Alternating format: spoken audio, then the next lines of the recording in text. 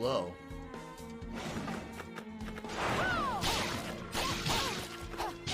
Well, I died.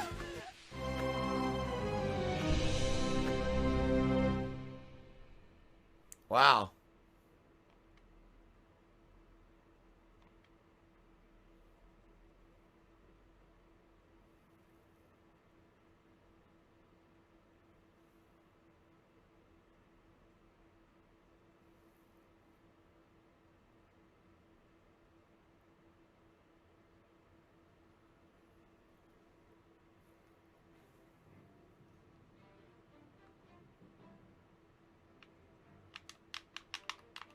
What the f... The game was crashing. Well, what sucks is I'm pretty sure it completely undid all my progress. Yeah, it did. So you can... It only continues from when you save. If you die, that's it. You literally lost all progress. Okay, I guess that's it for Bloodstained. Very nice. That's my cue to change games, because I'm not fucking redoing all that shit. So, fuck this. That's pretty bad, not gonna lie. No checkpoints, that is, you know, fuck you. Okay, fuck this. Alright. Hey yo, I just want to say shout out to my red bike. It got stolen about a year ago, and I think about you every day. But, you know, now I got a blue bike, and it's not the same, but it's a new life, a new journey. So, rest in pedals, red bike, I love you. I like to bask in the tropics with a flask in my pocket. If you acting no brolic, I'll start laughing and mocking like a charismatic parrot that is a comic. Now I'm feeling like the shit, cause I'm rapping with phonics. Loose off of Jan Ricky's, peruse in Sin City. Riding my Schwinn smooth like the swing of Ken Griffey. And the felt of the velvet, I said hell with a helmet. I can tell that you're jealous of the smell of the shellfish.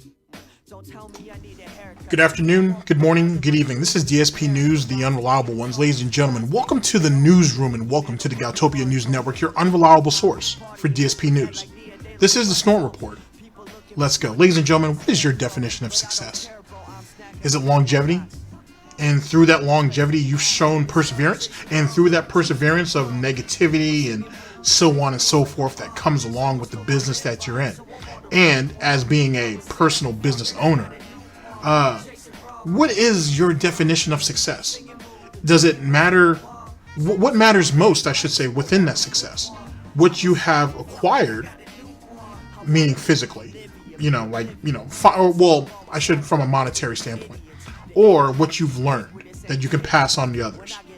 If you're Dark Side Phil, you theoretically think that you have both. You've made a bunch of money and you've had a positive, well, excuse me, I got a cold, a positive influence on people in their lives. You've made them into winners. You have showed them how to perseverance against negativity and those who would undermine your accomplishments and show that you're a powerful person. You ball up all that hate into your hoof and you use it to be a positive role model for these children and wheelchair symbols. It's beautiful. If it was true. Ladies and gentlemen, my next question is, what would you guys want for Christmas? What is it that you wish that you could have, what wish would you have for yourself, I guess? Or what wish would you make for Christmas? Would you ask for world peace? Would you ask to win the lottery? Would you ask for a cure to some type of disease that kills hundreds, if not thousands of people a year? What is it that would make you whole? Would that would that wish be something to fulfill your own personal desires, or would you be willing to make a wish and sacrifice and or forego something that would benefit you to help others? Just a question. For Phil Burnell, he wants money, because why wouldn't he? And the last one. I don't need to go to the gym. I don't have to go to the gym. You don't know what Phil Burnell does every day? He puts in that work. He gets up, works his little 12-hour day, and then he has to walk up and down all those flights of stairs and whatnot. And then you guys want to talk about, does he lift? Shit. He has his little hand cart, because anything over 25 pounds is a problem. So I got my hand cart. He has his trusty hand cart to do all that lifting. He's the peak of physical fitness, ladies and gentlemen. How dare you question? How dare you question? What audacity do you have to question that man and his physical prowess and physical abilities? Shame to yourself. That's why he don't need to go to the gym. I'll say he still has the residuals of all those years back in the day when he used to be you know, buff, when he used to be ripped. You know what I'm saying? All the gym time that he put in back like 20 years ago. He still has all that. So he doesn't need to go to the gym. Psst. Going to the gym are for punks, for chumps. You know what I mean? Just like how getting a 9-to-5 job, that's for suckers. Darcy Phil don't need to do that. And when your soulmate, when your wife has shoulders like Catherine does, she can take her half of the weight. She can lift her half. what do I got to worry about? So there you go. So that's what our scenario is, ladies and gentlemen. We're going to go through these 3 topics, these 3 subjects. All of them brought to us by one of our favorites, Snort Burnell. DSP examples of perseverance and success. Ugh.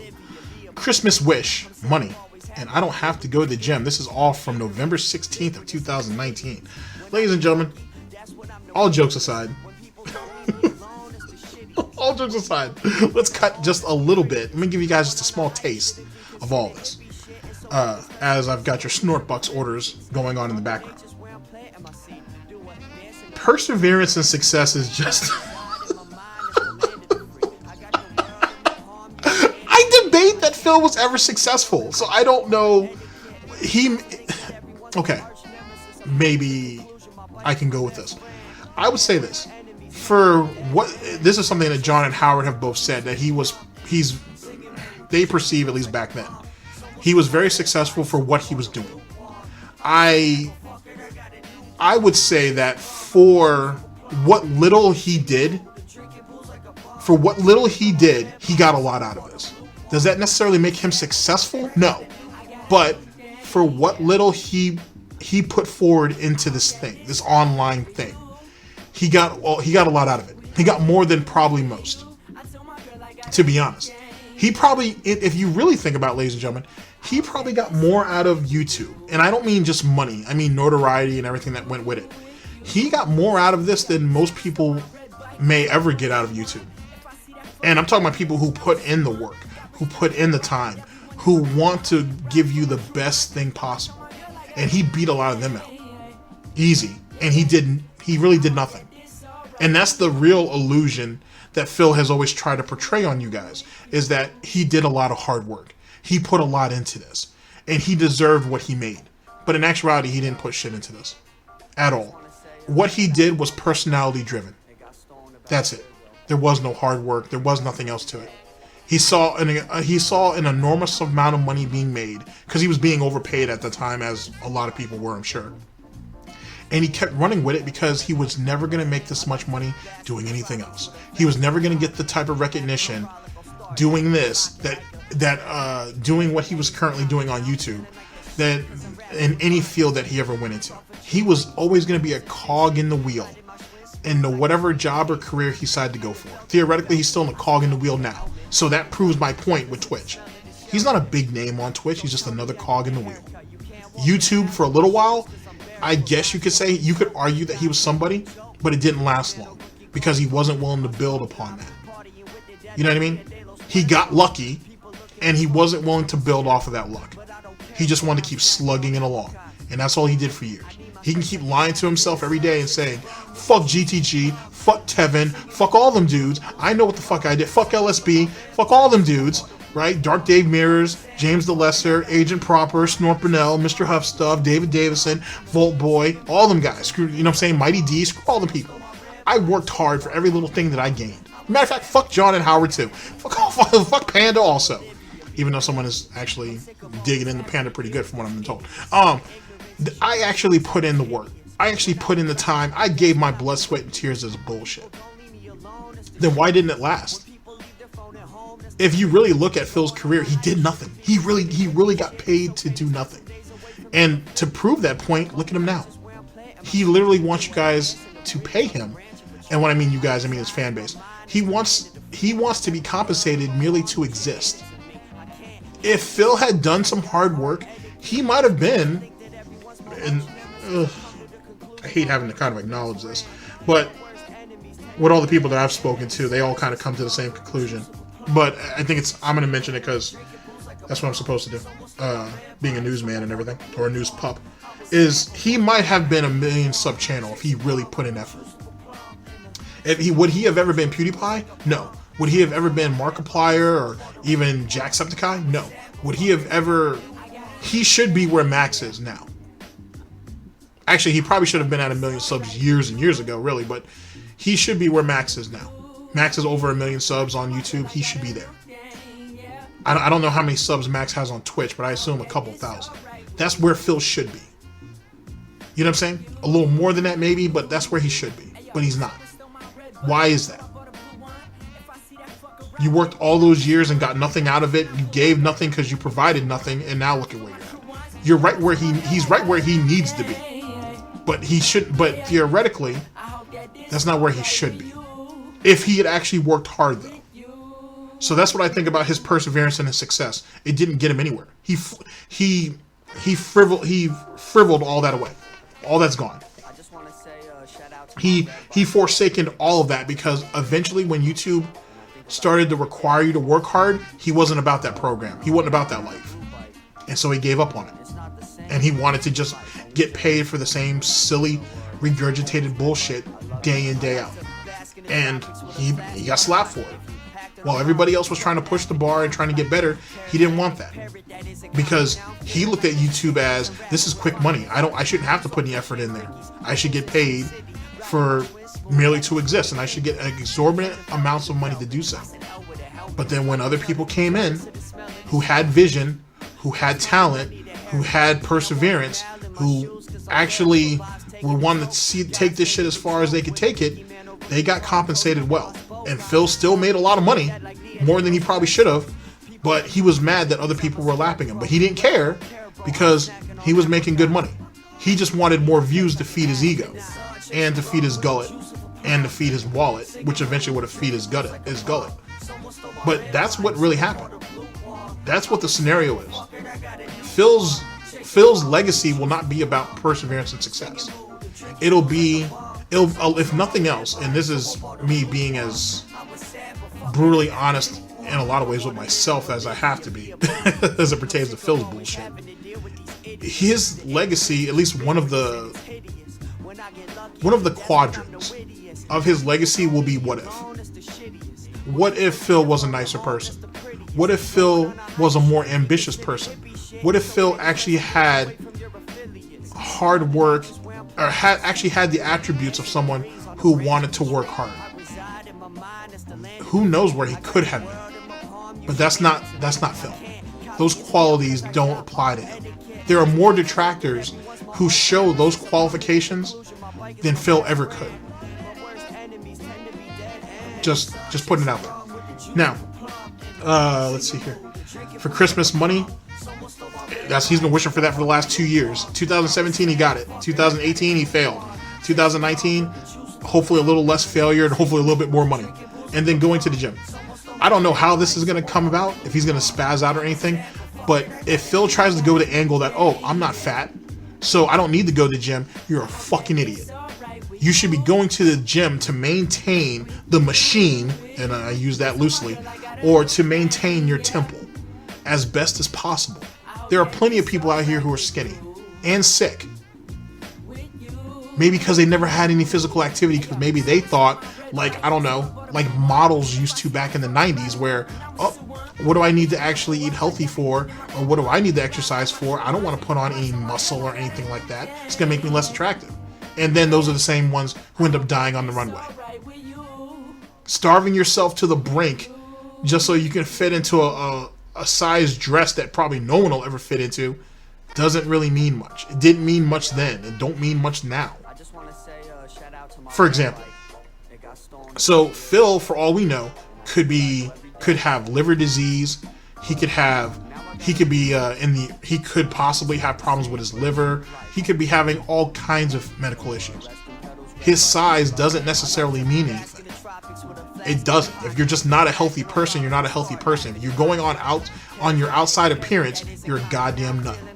it's very possible. Let's use someone else that I've been doing been watching a lot of content as of late, Amberlynn Reed. She's damn sure in horrible shape, falling apart by the day.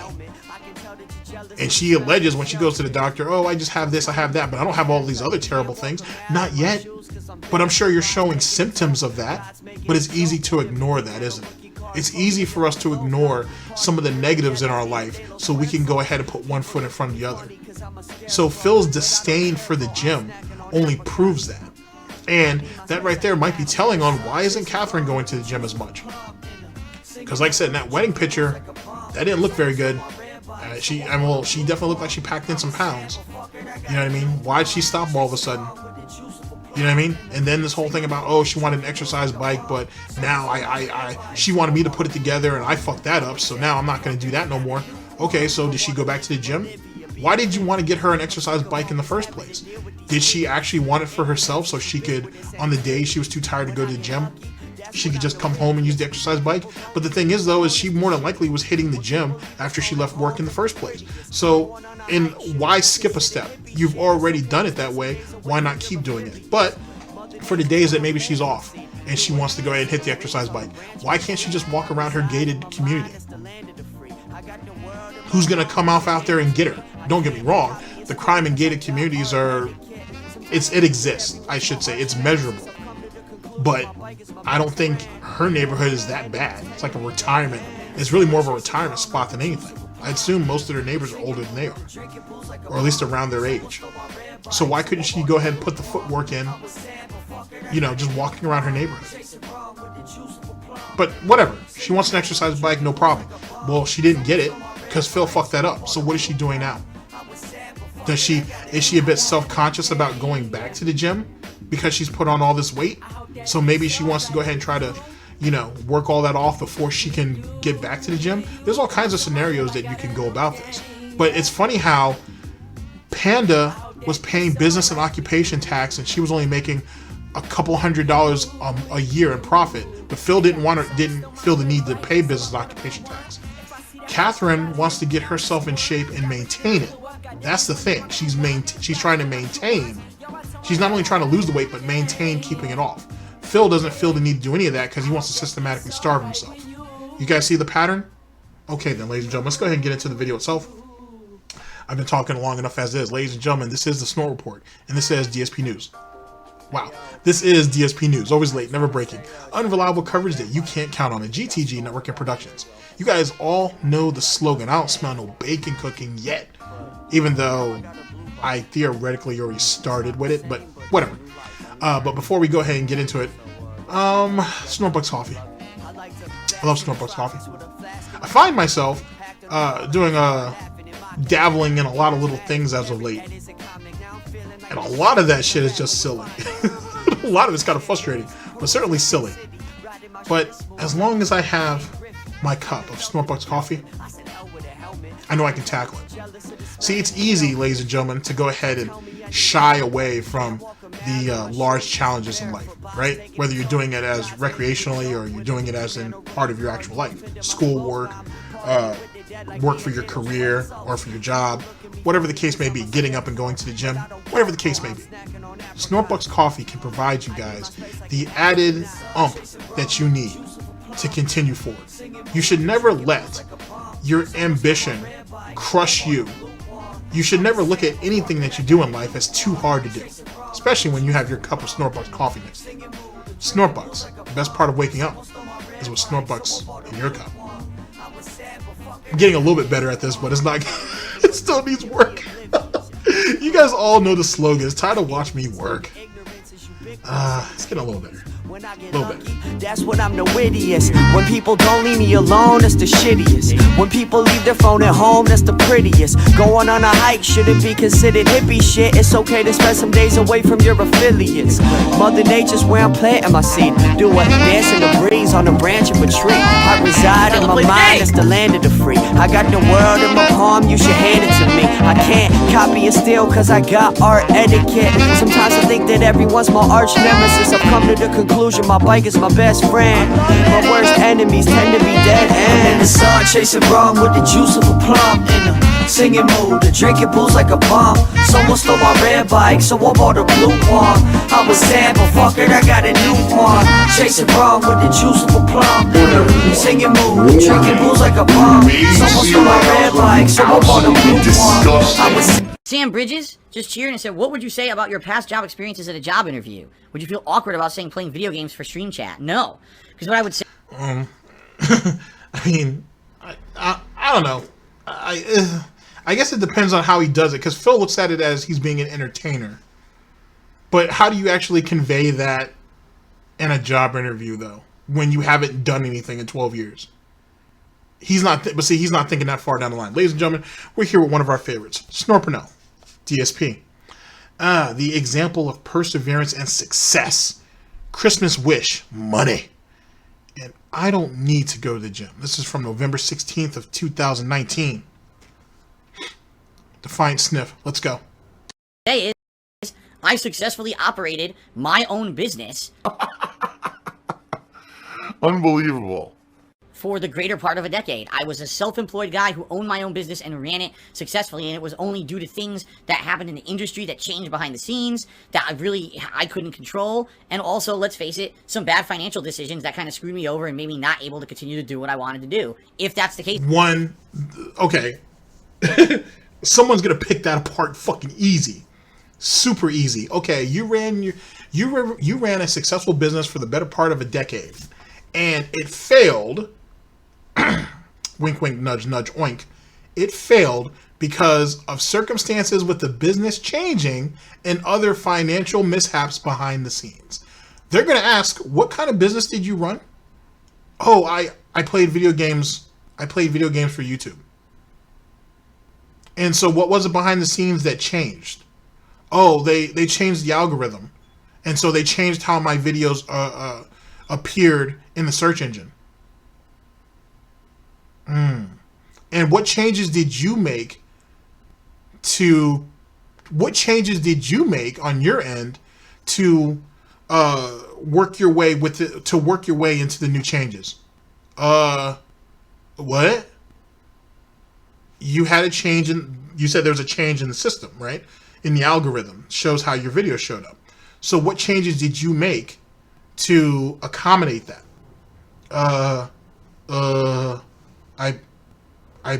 I begged for views. So you didn't change your content up or anything like that. You didn't try anything different. You begged for money, basically. You begged for views, I guess, to be more generous. You begged for more views. Yes. But you didn't actually change your content up at all to change with the new scenario, with the new situation. No. And what happened financially that was such an issue? Oh, I spurged my money on a bunch of dumb shit because I thought it was going to be the gravy train and it was going to last forever. So did you have a nest egg? Did you have any money saved up for a rainy day? Oh, well, I didn't know what a rainy day fund was. I thought rainy day money was when it's raining outside and you can't go out and do fun stuff, that you spend the money, that you spend that money then when it's raining outside. Okay, interview's over. That's exactly how that would kind of go. So tell me, ladies and gentlemen, and that right there is literally verbatim for some of the shit that he said as it pertains to the situation. Who wants to hear that?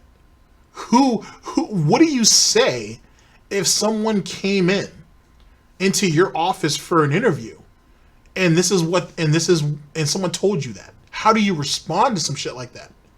I would literally have everybody on my floor laugh him down, floor to floor to floor, until he got to the lobby and laugh his ass right out the building. If I heard that silly shit. I wouldn't put him in charge of Staples. You know what I mean? And I don't mean the actual brand, the actual store Staples. I mean, I wouldn't even put him in charge of the work peripherals in the storage closet, let alone think that he could run a floor or a department. That's insane. That's insane. But that is the reality. When YouTube made all these changes and so on and so forth, He saw the trends because he was watching other content creators because he was shitting on them because they were still successful, and he wasn't willing to make any of those changes. He thought he was unique, and what he did had a place and had a purpose, and he didn't feel the need to change it. That's why he's the failure that he is now. But it's everybody else's fault, not his. But he wants to dance on some accolades from 10 years ago. Like that means anything to anybody. The majority of his career, and I use that term loosely, is asking for other people for help so he could keep moving forward. Whether asking people to give him clicks and giving him likes on his videos, asking people to donate to him at darksidephil@hotmail.com, whether he was whether bringing other people in, his friends essentially, to spice up his videos so he can get more money, more monetization bucks. He's always been dependent on somebody else. So how is that a successful business? Let's keep listening in and see what happens. Let's see what he has to say about it. And I can't keep doing this, you know what I mean? But no, this is something to be proud of. What?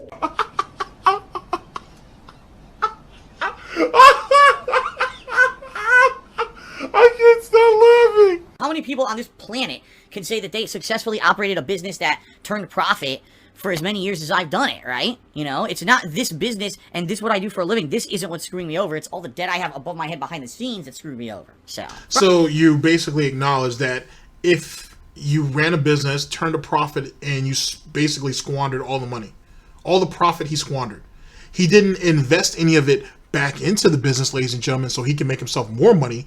He spent that shit because he thought it was always going to be there, because he was doing subpar work and getting paid an enormous amount of money for it, and everything was going to just keep going on the way it was. He basically acknowledged it right there. I told you guys he put out shit. Other people told you he put out shit, and he got paid an exorbitant amounts of money for it, and didn't think about investing any of it back into the business. The only reason why he has his setup, in air quotes, in that studio / room / office / whatever the fuck you want to call it, is because somebody else on Patreon, or sorry, he used Patreon money for that. That wasn't his own money. That wasn't his own investment. Patreon paid for all that. I want you to think about that. This insignificant piece of shit wasn't even man enough, wasn't even business savvy enough to invest back into his own business. He had to get other people to specifically pay for certain things so he could keep his business going. So he could improve, air quotes, his business. Talks about all the profit he made, but then the financial hardships came in the fact that he spent that shit almost as quickly as he got it. Didn't think about saving any of it, didn't think about investing any of it. He just squandered all of it. And yet he still has the nerve to say that he ran a successful business for years. And doesn't have not a goddamn thing to show for it.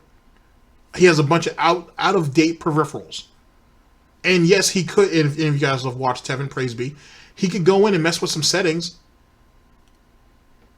to make some of it better or a bit more clearer or whatever the case may be. Won't do it. Been using OBS for God knows how long and still has no idea how to use it. Who knows if he's ever messed with his mic settings. Only messes with the quality of the camera when he has to beg. But that's running a successful business for 10 years. And in doing so, he's ran off friends, family, and former fans and cult members. But he ran a successful business for over a decade. Sure. Okay. DSP News.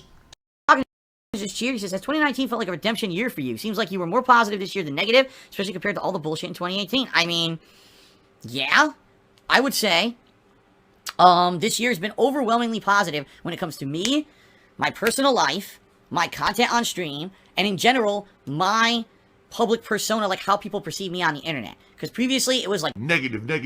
Everything about Phil. Phil's a joke. Phil's a clown. Phil's this. Phil's that. 100% true. And it's all just completely legitimate stuff. This year, all of a sudden... And you still... How has that changed? You're still looked at as a joke. The Quartering didn't have too much credential or credibility before he interviewed you. He has even less now. But then again, in truth, he didn't even lose anything. He didn't gain... The Quarter Pounder, I mean. He didn't gain anything or lose anything. That video is just insignificant. No one cares. Like, no one cares. and he didn't even shout you out in it. So that means nothing. So the public persona, if anything else, people who may have remembered him from years ago only re-remembered him. But he's still an afterthought because all of them have moved on. And any of them who have gone to his channel and looked, they were like, oh wow, he didn't even hit 250 subs or 250,000 subs. Because if you guys go back and watch a lot of Tevin's old stuff, as you know I do, when Tevin took a break from YouTube at first, when he came back, he thought, oh, he only remembered DSP because he was watching somebody else. And he was like, oh, well, DSP must have 1 million subs at this point. Goes over there and Phil had 160, 170,000 subs. And if you watch that video, Tevin was highly disappointed by that. He was like, oh, wow.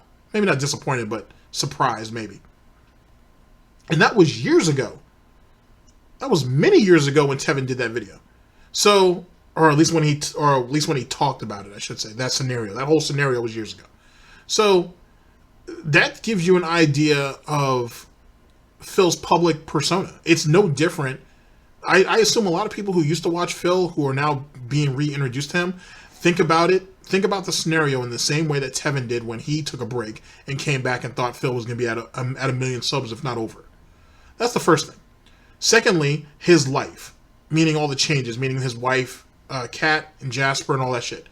You mean all those things that you lied about and then came back after each one of those events and tried to profit off of? You think that was positive, saying that, oh, I had to hide all this from you? Let me correct that. I had to lie to you about all these things to protect my family. And you think that right there helps your quality of life? You gained a wife that you said that you guys couldn't afford to get married because of all the taxes that you owed. So you lied about that. Then people, when you said you had an announcement, oh, I got something to tell you guys about, or whatever. Oh, you got a pet. Oh, you got a cat.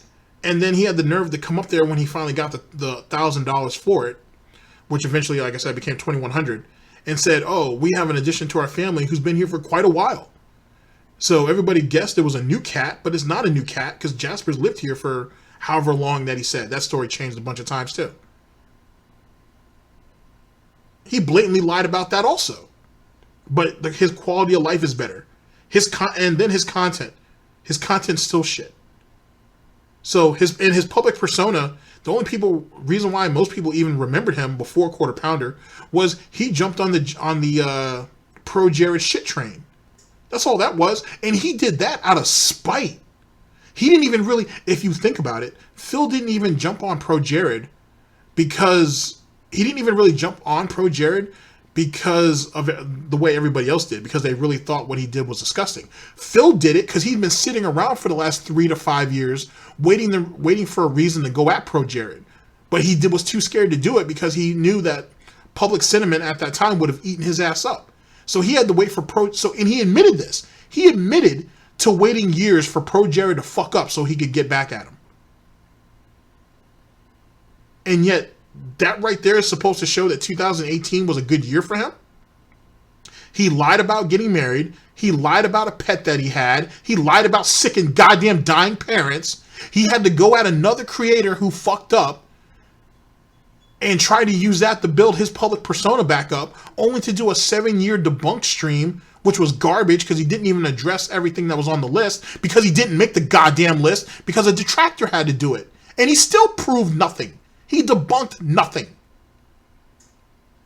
And now he's saying that, oh, that everything is, that this year has been an extremely positive year and everything's been cool, but he's been sitting here gaslighting. He's been fear-mongering, losing his house all year. He's been talking about having overdraft fees on all of his accounts for the majority of the year.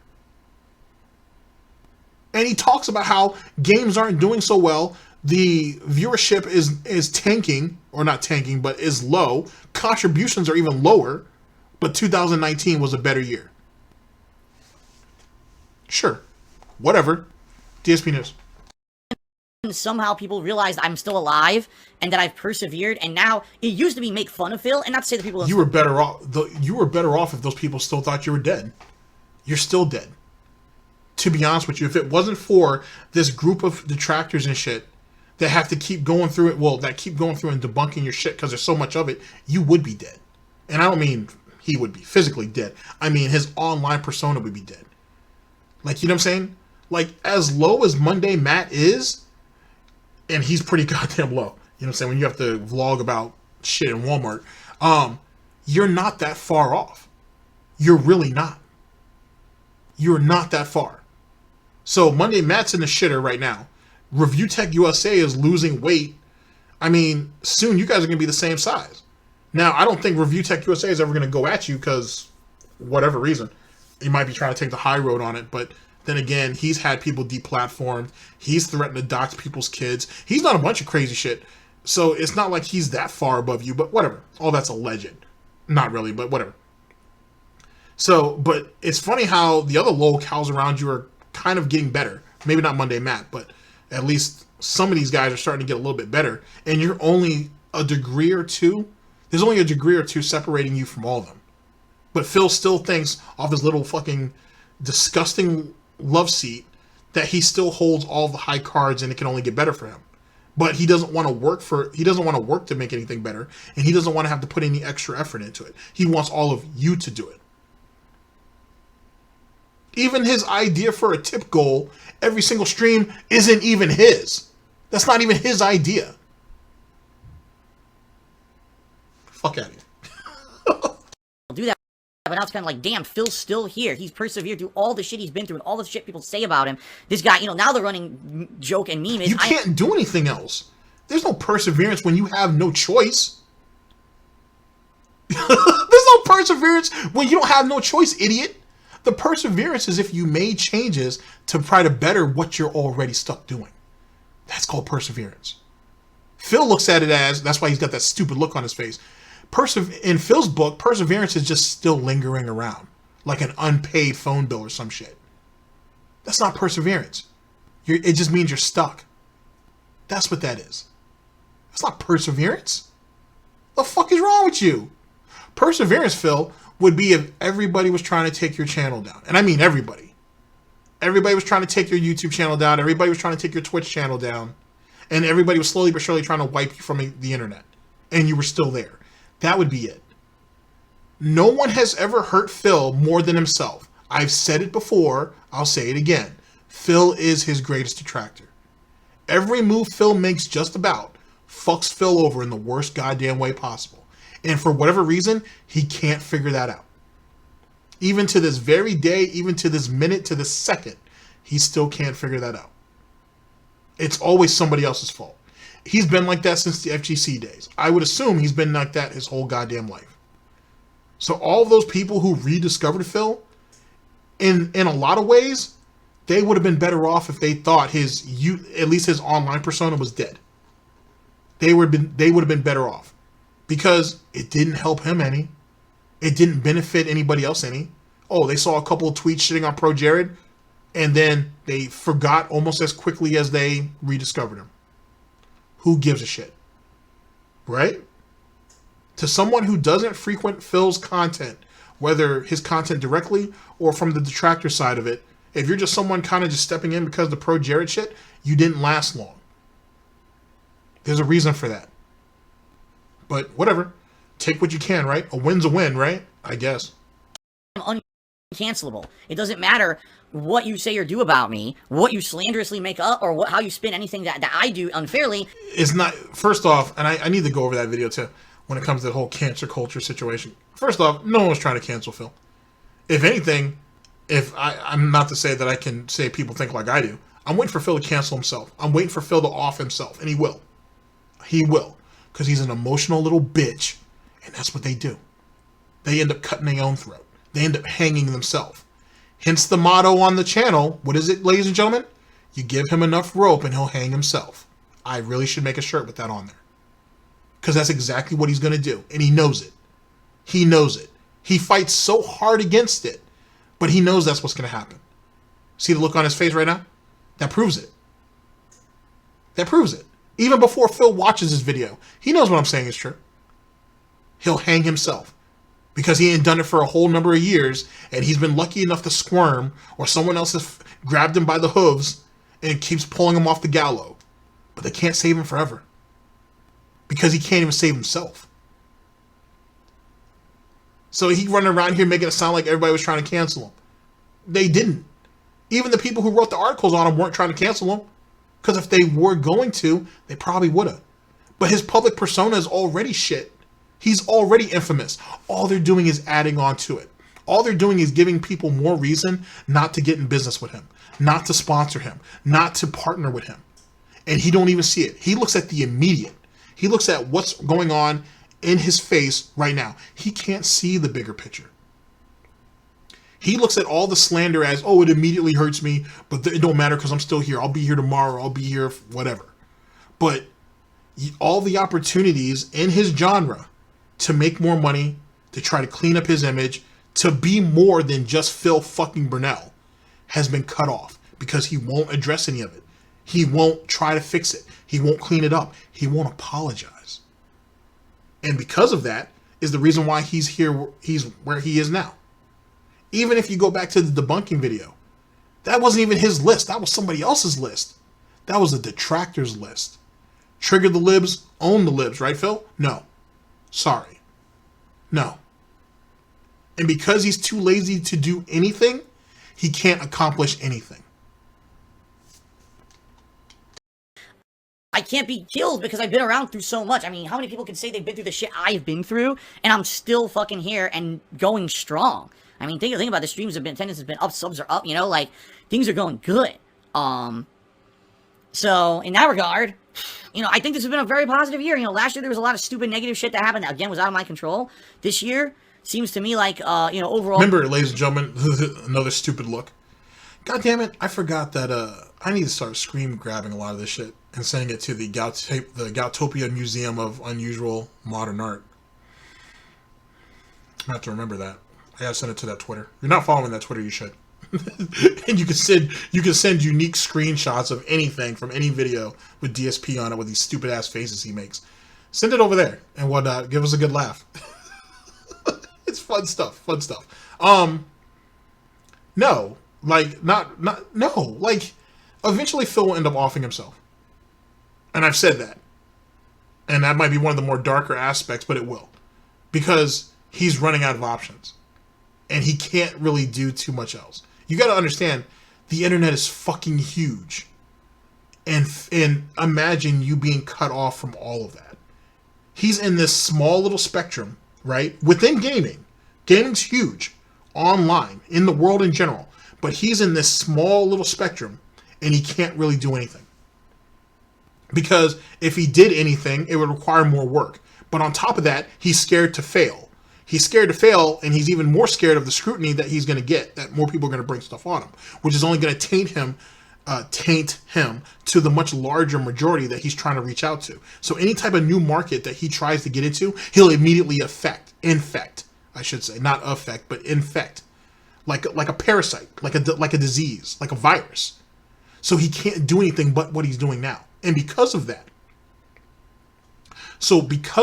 and his lack of work ethic, his lack of vision, the lack of a bunch of things, he can't do anything else. So his next campaign is really going to have to be getting a job. But he's said so much stupid shit and he's done so much stupid shit that he can't go anywhere except for entry level. And even then, he'll probably never be able to actually climb up the rungs to anything because he's going to be too far behind the 8 ball. There are younger and smarter people already going for those jobs who are who have better education, who have better people skills and social skills, and more importantly, the majority of them have experience. No one gives a fuck about Phil's work experience from 20 years ago. Or 15 to 20 years ago. No one gives a fuck about that. It's what have you done in the last, at best, what has he done in the last 5 to 7 years? Nothing? Okay. What'd you do in the last 7 to 10 years? Nothing? Okay. What'd you do in the last 12 years? Nothing? I don't think this is going to be for you. And what did Medicare say? He said that he's going to either be bagging groceries or pumping gas. And Phil knows it. Because he can't live off mommy and daddy. If they get really, really sick, he's going to need to go and take care of them. Yet again, another quote by Medicare dude. He's going to have to go over there and take care of them. And he's definitely not going to be used to that. And more importantly, the money's is going to dry up even more. Now let's go back to something that I've said. He's pissed away his inheritance. To maintain what he has, I guarantee you he's taking a chunk of his inheritance. And he don't even realize it. Because he's too stupid, you see. So most of the money that was supposed to be left for him, he's probably eaten through a portion of it. Not all of it, but a good portion of it. And then the money that's going to take to bury his parents, figure out what he's going to do with their house. The idiot can't even sell his own house because he's waiting for the property value, I'm assuming, to get to a fever pitch where he can sell it. He can barely move his own condo in Connecticut. I doubt he's going to have an even harder time moving his parents' house because they're in the hood, you see. They're on the block. And then apparently gunplay is a thing out there on a daily basis. So that's going to be an issue. And and who knows what kind of debt they have, if they have any. And when I mean debt, I mean like credit card debt, the usual day-to-day shit. There isn't going to be much. And he's been living off his parents since he got fired. They've been sending him money. That's the reality. I told you guys that someone has been holding his hoof from pretty much day one. And at the end of it, he's going to find out that there's nothing waiting for him. So if that's what you're banking on, Phil, if you're listening, it's not going to be. You've pretty much used all of your cards. You've pretty much used all of your stashes of candy and all that. You've cannibalized yourself and your friends and your family to the brink. There's not going to be much left for you. And you're really going to be out on your own. You talk about how it's just you and Catherine and that's it. Eventually, it's going to be the two of you against the world. And if my assessment of Catherine's character is even close to what I think it is, she already has an exit strategy. And she's going to win big too if she takes it. Either which way, she'll always walk away with her freedom. Some financial independence will probably be helpful, and she might walk away with at least a good portion of that. But she's definitely going to walk away with her freedom. She's not going to be stuck with you. The previous fiance / girlfriend already proved that. But see, you're not smart. You're not thinking like that. You're not thinking ahead that way. There's a meta to this shit, bitch. It's called life. But see, you ain't figured that out yet. And that's why you're on your couch begging the fucking children and people who are disabled. And that's all you got. Enjoy. You worked hard for it. DSP News. There's a positive vibe around my stuff. I would say that for sure. So, good stuff. All right. An anonymous $5 tipper says, "What do I want for Christmas?" Well, let's see here. Realistically, what do I want for Christmas? Like a pragmatic gift? Or what would I actually like a wish? I mean, my crazy esoteric wish would be that things go well and I'm able to raise a good enough funds that I can get through the end of the year and get through tax crisis and all this stupid shit that always happens near the end of the year and not have to worry about bills so badly in 2020 that instead of it being such a horrendous experience of every month going crazy with finances, that instead we could just kind of relax and not have to worry about any of that shit, right? What do you mean relax? You don't do much of anything now. You expect other people to do it. So how much relaxation do you need? First off and foremost. Secondly, why are we only thinking about in the short term? If you were going to make a wish like that, for one, why is it a 37-year-old man's making 10 or 15-year-old wishes, Christmas wishes? Why are we doing that? Whatever. Why are we not thinking in the long term? So maybe instead of just 2020, why aren't we thinking, oh, I'm hoping that this 5-year plan that I have works out. And then after that, if the 5-year plan works out, then things can get a little easier. Then me and Catherine can go ahead and do some traveling. And if she's even around at that point, maybe life can be a little bit easier then. That would be what, 2025? No, Phil wants the immediate. He wants right here, right now to get better. He's literally thinking month to month instead of thinking year to year. So he's literally going to beg for the rest of his life. And he even said that once. That's a famous Snort Burnell clip. I may be begging month to month, or was it day to day, month to month? Or no, I think he said he was going to be begging for subs and tips on Twitch for the rest of his life. Something like that. He's going to be, and he's really going to be stuck doing it. And that was 2 years ago when he said that. That was like 2 years ago when he said that. And he pretty much is reinforcing that right now. That's never going to change. That he's never going to be able to grow past it. Take it all in. Matter of fact, I'm feeling so generous. I like to think I'm always generous, but I'm feeling so generous right now. There's free refills of SnortBucks for everybody, and go ahead and bring your receipt back up there, and we're gonna give you another. We'll give you another punch on your SnortBucks rewards card. That's what I'm feeling. So go up there, go up to the register, go up to the counter, get your refill of whatever it was that you have already ordered, and get an additional punch. That's how we're feeling right now. That's how we're feeling right now about this circumstance with this idiot. Amazing. Because the truth of the matter is, when you don't have to worry about that shit and mention it constantly, for success and perseverance is why we're doing it. That's what that is. For success and perseverance. things actually go smoother. That's what Matter of fact, I'm gonna be even more of a dick. Because of that, keep your receipt today, right? And you come back tomorrow and get $2 off your next order. Oh yes. Oh yes.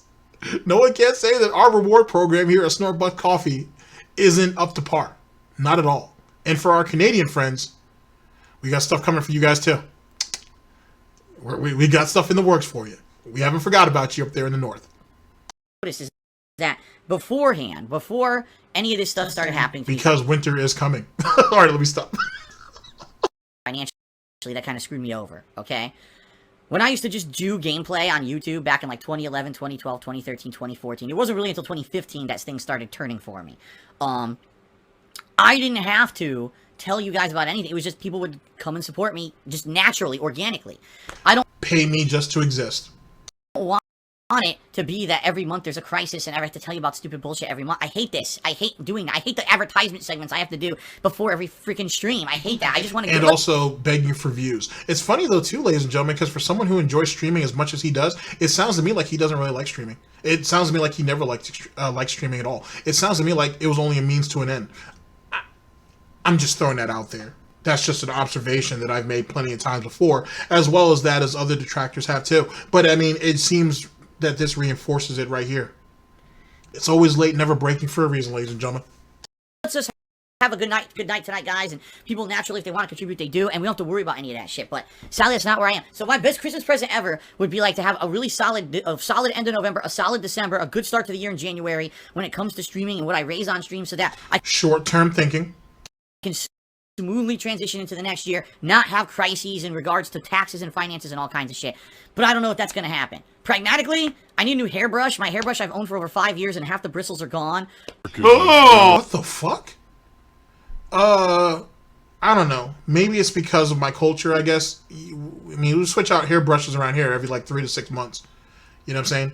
For someone like himself, though, who doesn't brush his hair very often, why are you holding on to a hairbrush for years, my dude? Even, I mean, if it was like a really high quality brush, that might be one thing. But then again, he doesn't even use it every day, so that's a thing in itself. He is a bit of a grease ball. So what does he need a hairbrush for anyway when he's just using a wet comb and some pig grease? I don't even understand that, but why would you hold on to it that long? Why is it that everything that he has is from like 5 years ago? The razor that he had was from like 5 to 7 years ago. Hairbrush from 5 to 7 years ago. Most of the peripherals that he has in his office are from like 5 to 7 years ago. It's funny because most people would update some of that stuff. Most people would replace all that stuff with at least the last, if not within the last 6 months, certainly within the last 6 months to like a year or two. Why does he hold on to everything for like 5 to 7 goddamn years?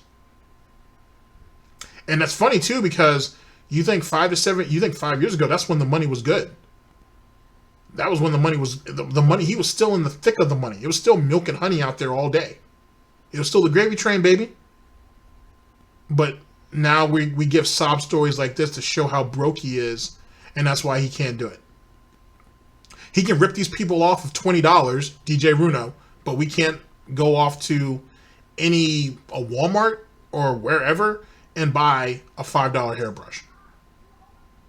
That's really the fuckboy shit that we're on right now. Okay. Benefit. Oh, Where are we headed? that is disgusting.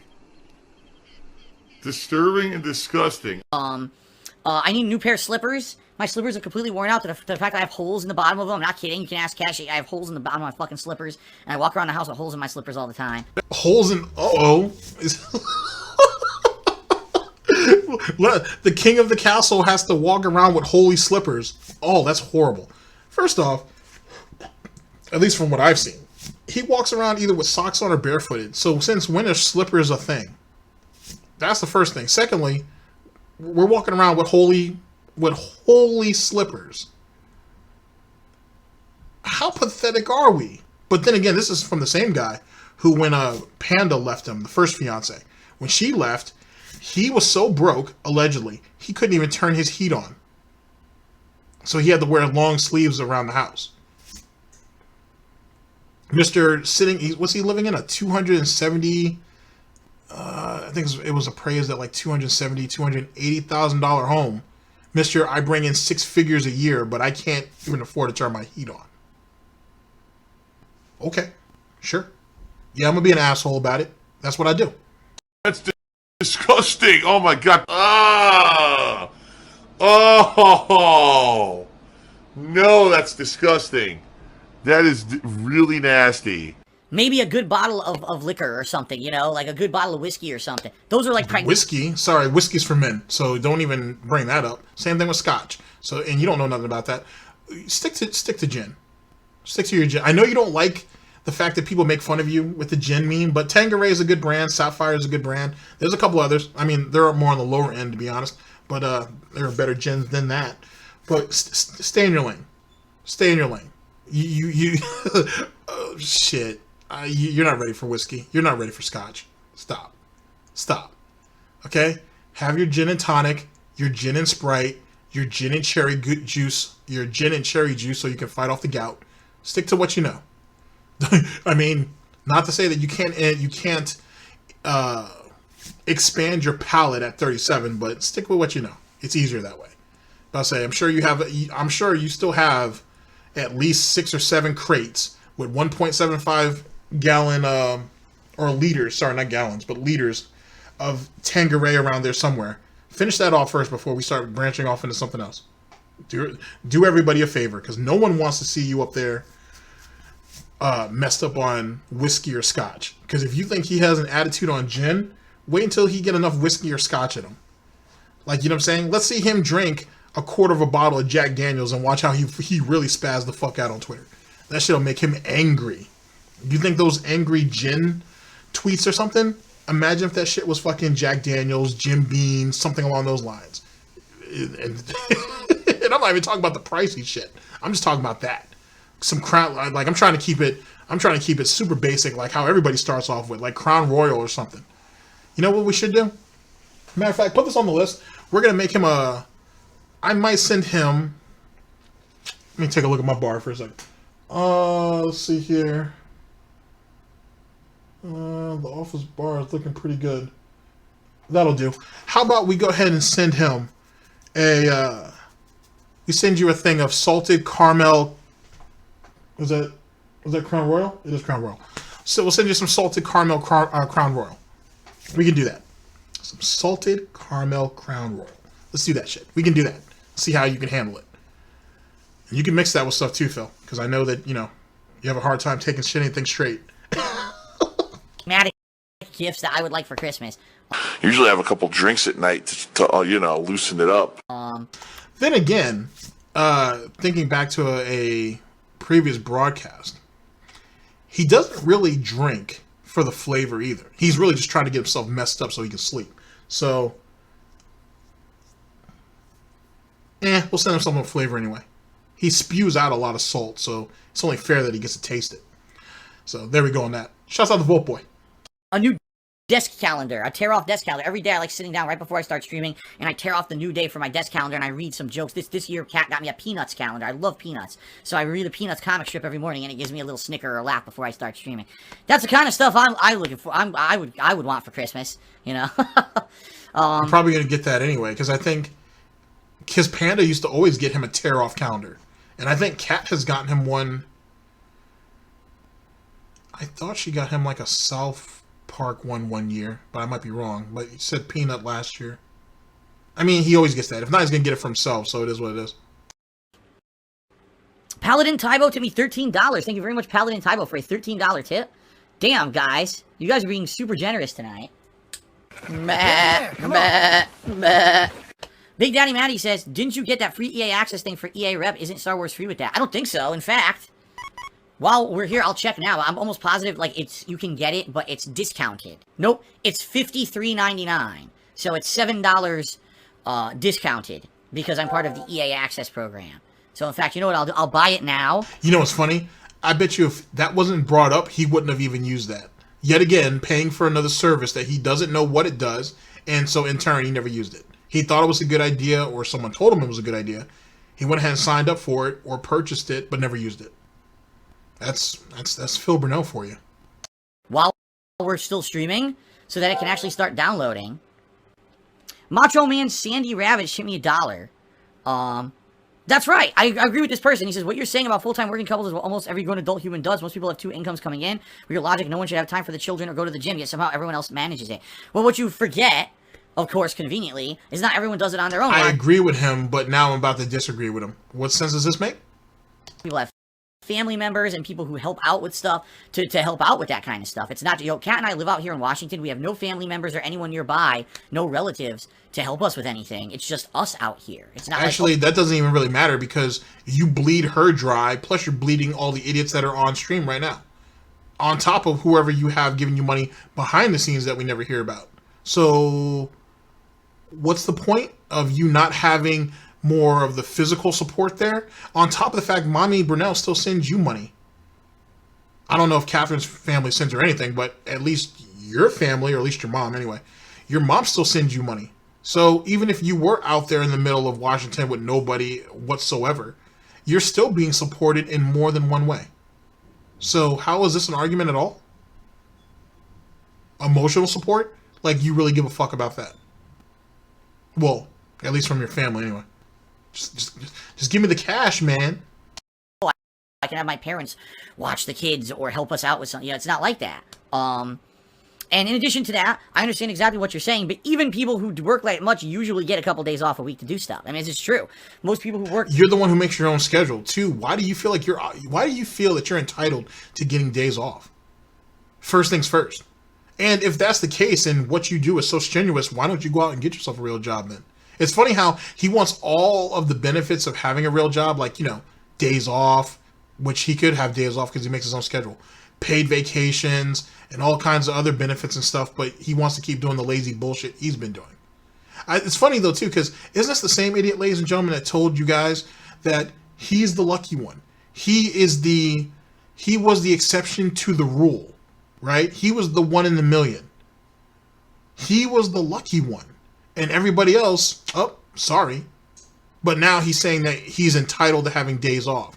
And he's entitled to having vacation. And he's entitled to having paid days off and so on and so forth. When people give him money behind the scenes, even when he's not streaming. Huh. Even if you're working 40, 50, 60-hour work weeks, typically you get a weekend off. Those kind of jobs get that time off. I used to have it. When I used to work my office job When I used to work an office job, how long ago was that? How long ago was that? That was 10 years ago, right? A little more, a little less. But because and keep in mind, he's been laid off for like 10 years, over 10 years, a decade. But he wants to tell you guys how the workforce works now. I haven't seen the inside of an office in 10 years, but he's going to tell you guys how everything goes, or how everything should go, I should say. HSI. I worked 50 to 60-hour work weeks, but that was within 4 to 5 days, I always had weekends off. That's how it was. I don't get that anymore, So I understand what you're saying, and don't get me wrong. I mean, you used to work 50 or 60-hour days, 5 days a week, but you don't even do that now. And yet you still feel that you deserve to have days off? Or at least a weekend off? When, ladies and gentlemen, he could take weekends off now. Matter of fact, if he got his fucking ass up and stopped drinking every goddamn night, looking at Twitter and Kiwi Farms, and watching wrestling, he should save the wrestling for the weekend, to be honest. But then again, if he was smart, he'd save the wrestling for the bedroom, but whatever. Jim's already fulfilling that anyway. And Tevin, from what I'm hearing. Praise be Almighty on that one. Anyway, he doesn't even put all that time in now. So if he got up early, and streamed early, he could end his streams earlier. Matter of fact, the second stream is almost incidental. It doesn't need to be an everyday thing. It should be maybe 3 times a week that there's an actual chill stream. The other days, he streams from, I don't know, he gets his ass up at like 7, starts streaming at like 8:30, and stream from 8:30 till like 5. And then that's it. Then upload everything. The rest of the day is his. And then, like I said, 3 nights out of the week, we have a chill stream. Or 2 to 3 nights. And pull that off. He's acting like, oh, he's no stranger to working 50 or 60-hour weeks. So that shouldn't be a problem. Should it? Oh, that's right. He hasn't done that in over a decade. Rip. I'm not complaining. Like I told you guys, I love what I do for a living. This is so different from the jobs I used to have or whatever. But people ask me legitimately, gee, what's changed about your life since you got married? Nothing. I'm working so much, there's no time I would have had to change anything. And he thinks his marriage is going to survive like this. Just like how when he had to cut back on a day or two when he was living with Panda because she felt like they weren't seeing each other. Where did that get them? He's willing to do literally the bare fucking minimum. And he wonders why it all blows up in his goddamn face later. I'm not complaining about that. I'm just saying that's something I would like to improve long term if I could. Okay? Sam Bridges Cheers said, what do you say about people who call you ban happy? Those people are just oversensitive idiots who probably got banned because they wanted to troll and they weren't able to freely troll, so they got banned. Look, am I actively banning 1 million people right now? Hell no. Most of the time. I want to see, because I know someone has looked it up at one time or another. I want to see the stats on how many people he bans on average daily. And then I want to see it weekly, and then I want to see it monthly. I assume the numbers are even larger than you guys actually know. I assume those numbers are fucking ridiculous on how many people he bans on average. Because when you see him ban people, it's a combination of being lethargic and being overly aroused. Like, he feels a certain type of way when he bans people. Like, he really does. Like, he's into that shit. If he was into video games, for real, the way he's into banning people, he would get more out of it. But he don't, you see. But he gets a lot of it out of flexing on people. Or feeling like he has this little bit of power that, oh, I'm going to ban you. He knows that those people are going to come back with a sock account later. He don't care. He really thinks it hurts them by doing it, when really it's just a minor inconvenience. And most of those people he's going to unblock anyway. I'm too busy. I'm playing a game. I'm interacting with you guys. There's a reason why he has 70,000 people following him on Twitter or on Twitch. And he has, what do we got here? 633 subs, when in actuality there's probably only 400 people there. Think about it. Time to sit here and police the chat. In fact, I'll even give you an example. My wife sometimes jumps on my streams to check out a game and see what a game's all about. She actually has attended at least one of my Death Stranding streams. Not she was in here, but she watched it on Twitch. And a couple other games this year, she'll jump in. And she always says to me, man, your stream chat can get out of control. And I'm like, I know, but I don't have time to sit here. And, you know, I'm playing the game. I got to focus on the game. If a mod is here to help, great. But I can't always pay attention to it. And I know there's a lot of stuff that's said there that's really ridiculous. And it's not stuff that I would allow on my stream. But what can I do, right? I can't help that. So this idiot's wife is even turned off of his own content. And this idiot is mad at people like Tevin for the reason why she won't come back on. Because she's afraid of getting ridiculed or whatever the case may be. But even when Tevin ain't there and passing him no attention, she looks at his chat, allegedly, and thinks that shit's rotten. And it's not worth it. Are you serious? Wow. I'll be back. I got SnortBucks cinnamon rolls going on right now. So it is what it is. But the people who complain about moderation on my streams are people who want to come in here and just do whatever. They want to talk sexual stuff. They want to insult me and my wife. They want to do stupid shit. And act like, oh, any kind of moderation at all is too much to them. So fuck that. You know, that's just stupidity. JMax75 tipped me $1. He says, would you consider an interview with It's a Gundam? I don't know who the fuck that guy is. I have no idea who that is. From what I don't understand, someone who hates me. And constantly, like, riffs on me and insults me and just does insulting stuff about me. Why would I want to have an interview with him? The reason I did the interview with the quartering is because this was a guy who really seemed like an objective party. This was not a guy that followed me every possible moment. Yes, he laughed at some of the things, what do they call them, the lol cow memes and moments that happen on the internet with me, but he didn't stalk me. He didn't make it an ongoing thing in his content to completely shit on me and slander me and defame me. Every once in a while, he would talk a little bit negatively about me, but it wasn't a big deal. Then when he actually got me for a sit-down interview, he actually loved me as, the answers I gave him, and he liked me as a person in a personable conversation. That's what he told me. Is it was really entertaining for him, and he really enjoyed it, and he loved the way that I came off in the interview. No. First things first.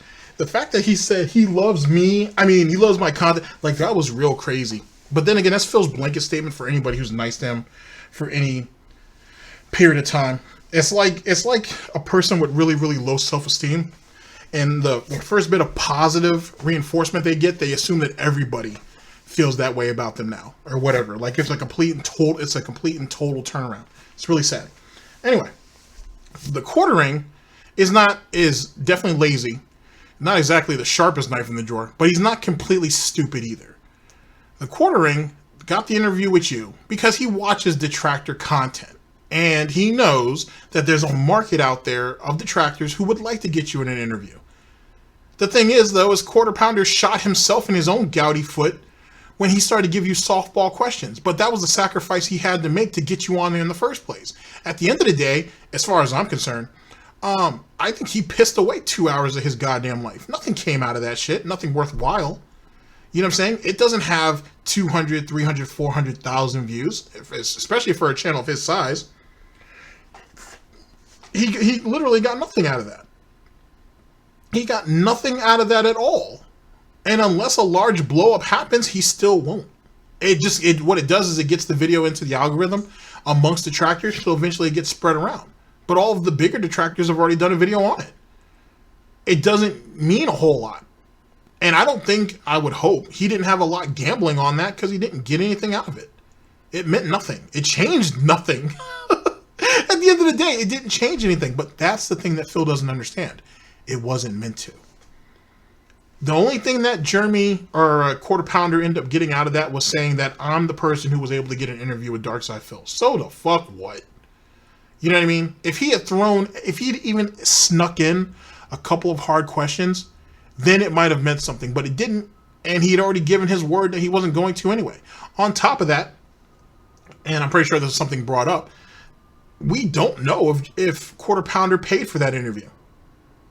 Which I'm assuming that's the only way he was really able to get Phil on there. Him not talking shit about Phil is one thing, but I assume he had to go into the piggy bank, no pun intended, to pay Phil to get him on there in the first place. So who gives a fuck? I don't know. Now, keep in mind, let me put this out there right now. Disclaimer, I don't know, nor do I have any proof that the quartering paid Darkside Phil for that interview. I surmise that he probably did. I'm assuming that he probably did. Because Phil wasn't going to do that for free. And he got what he paid, and at least Jeremy got what he paid for, maybe. But it didn't matter for Phil. He ended up, if Phil did get paid, he got his couple $100. He's on a bigger platform that didn't mean anything to him anyway. And that's that. And the fact that, at least as far as I remember, I haven't seen the video in a while. I would assume that Jeremy still hasn't put him into the description yet. So, to be honest, if Jeremy paid for it, then why would he? Why would he link Darkside Phil to him? Why would he even want Darkside Phil circling around in the algorithm around him and his content?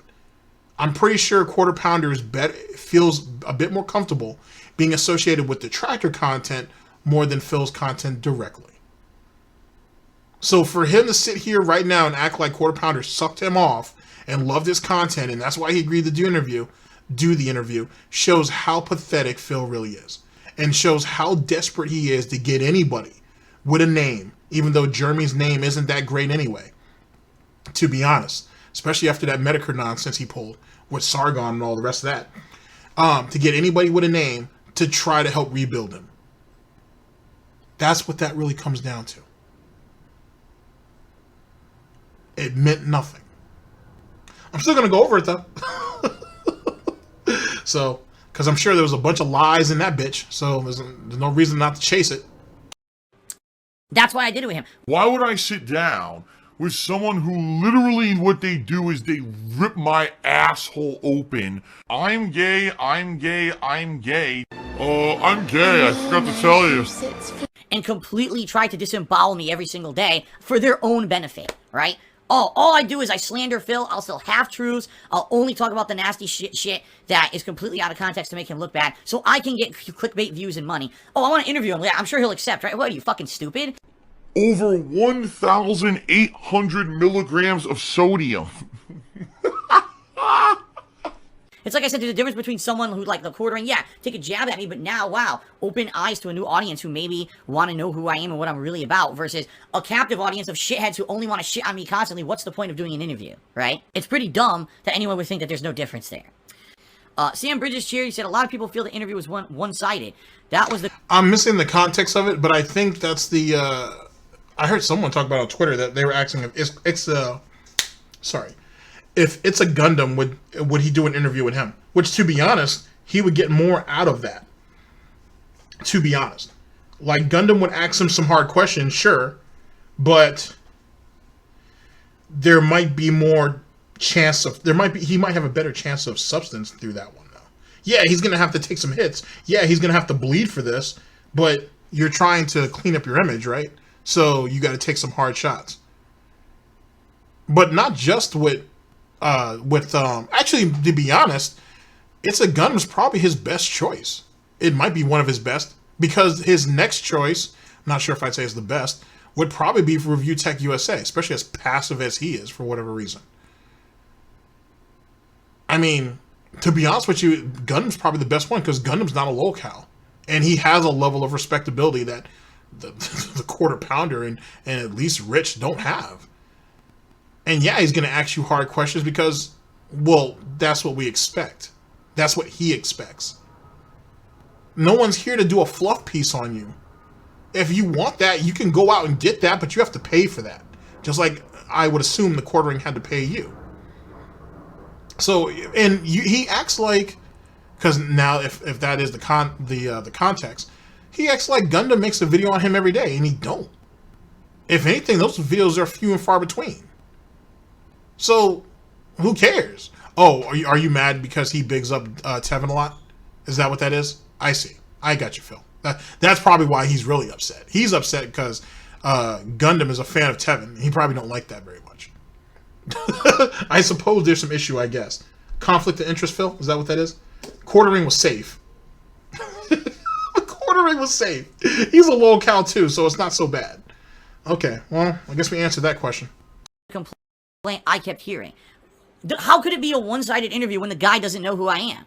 The people who say it's no, you're an idiot. You're a fucking idiot. He doesn't know who you are, but he loves your content. Wait a second. So you just said that he was sucking you off in 1 minute. Now you're saying he don't know who you are?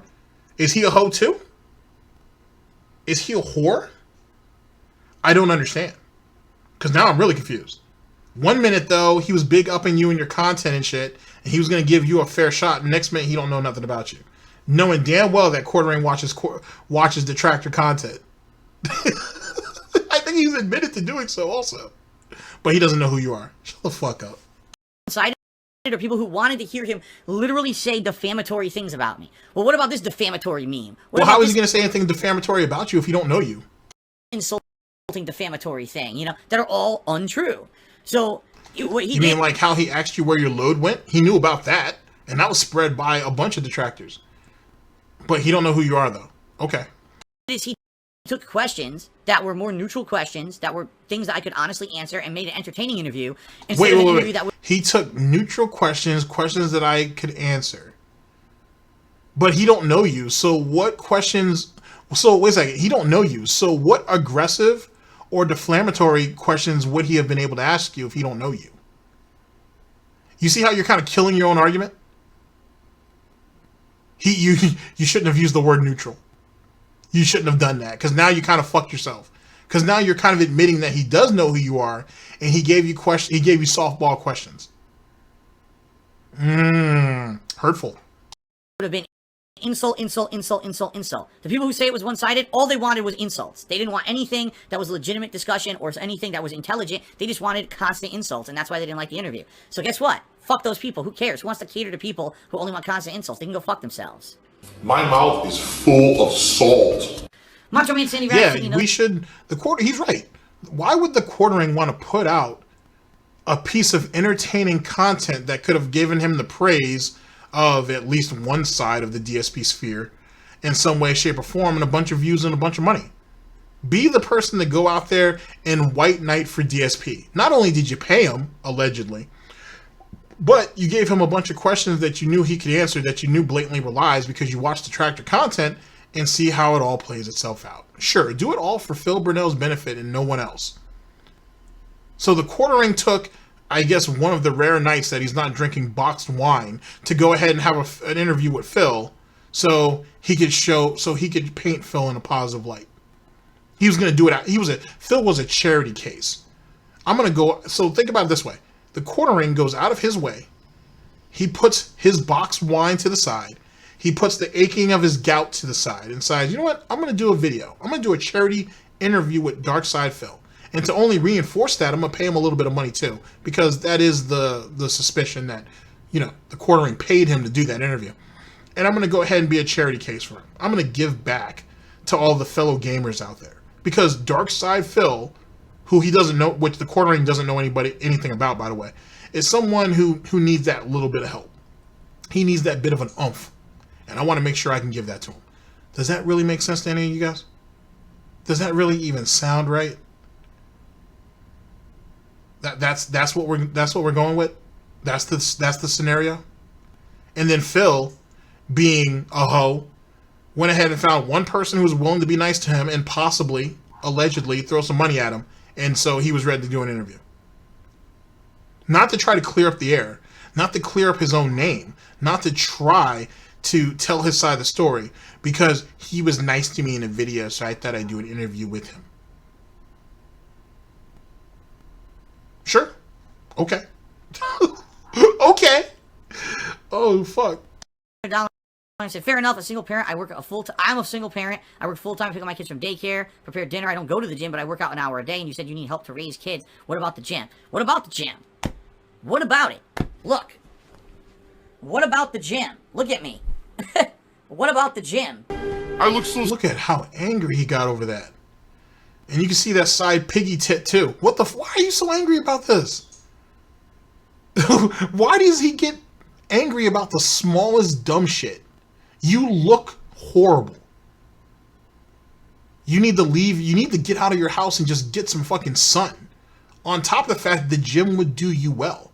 You just to go out and walk would do you some justice. But you want to sit there and focus on your weight. That's the only thing you want to focus on. Not for just having a better, healthier life, ladies and gentlemen. It's, oh, my weight isn't that bad, so fuck the gym. But your wife can do that and you're okay with it. Oh, well, until she was getting pounded out by Jim, and then you weren't okay with it. Then you wanted her to get an exercise bike so you could go ahead and keep tabs on her. Because God knows that you ain't lost one fiance out there because you let her be independent, because goddamn it, you needed that money. The last thing you need is to lose a wife and a soulmate out there for the same reason. Last thing you need, the last thing Phil Burnell needs, ladies and gentlemen, is a wife to go out there and see that, there are better choices out there. There are more productive choices out there. And I think that gym meme, if you want to call it a meme, I think it actually happened. Well, maybe. We'll see. But I think that gym meme was starting to get to him. I think it was really starting to get to him, because you got to understand, ladies and gentlemen, Phil Burnell is self-conscious. You know what I'm saying? He's very self-conscious. So, and he probably has been watching some of the shows that Catherine likes to watch, and them guys, they're in pretty good shape. Those guys, they take care of themselves. Those guys have some ambition, which, going to the gym or doing some form of physical activity, exercise, or whatever the case, maybe even banging your wife out every once in a while, does go ahead and open people up to being a bit more ambitious about their lives. If you want to be a sloth, then you don't do anything. Sedentary life. Just throwing it out there, though. Stupid.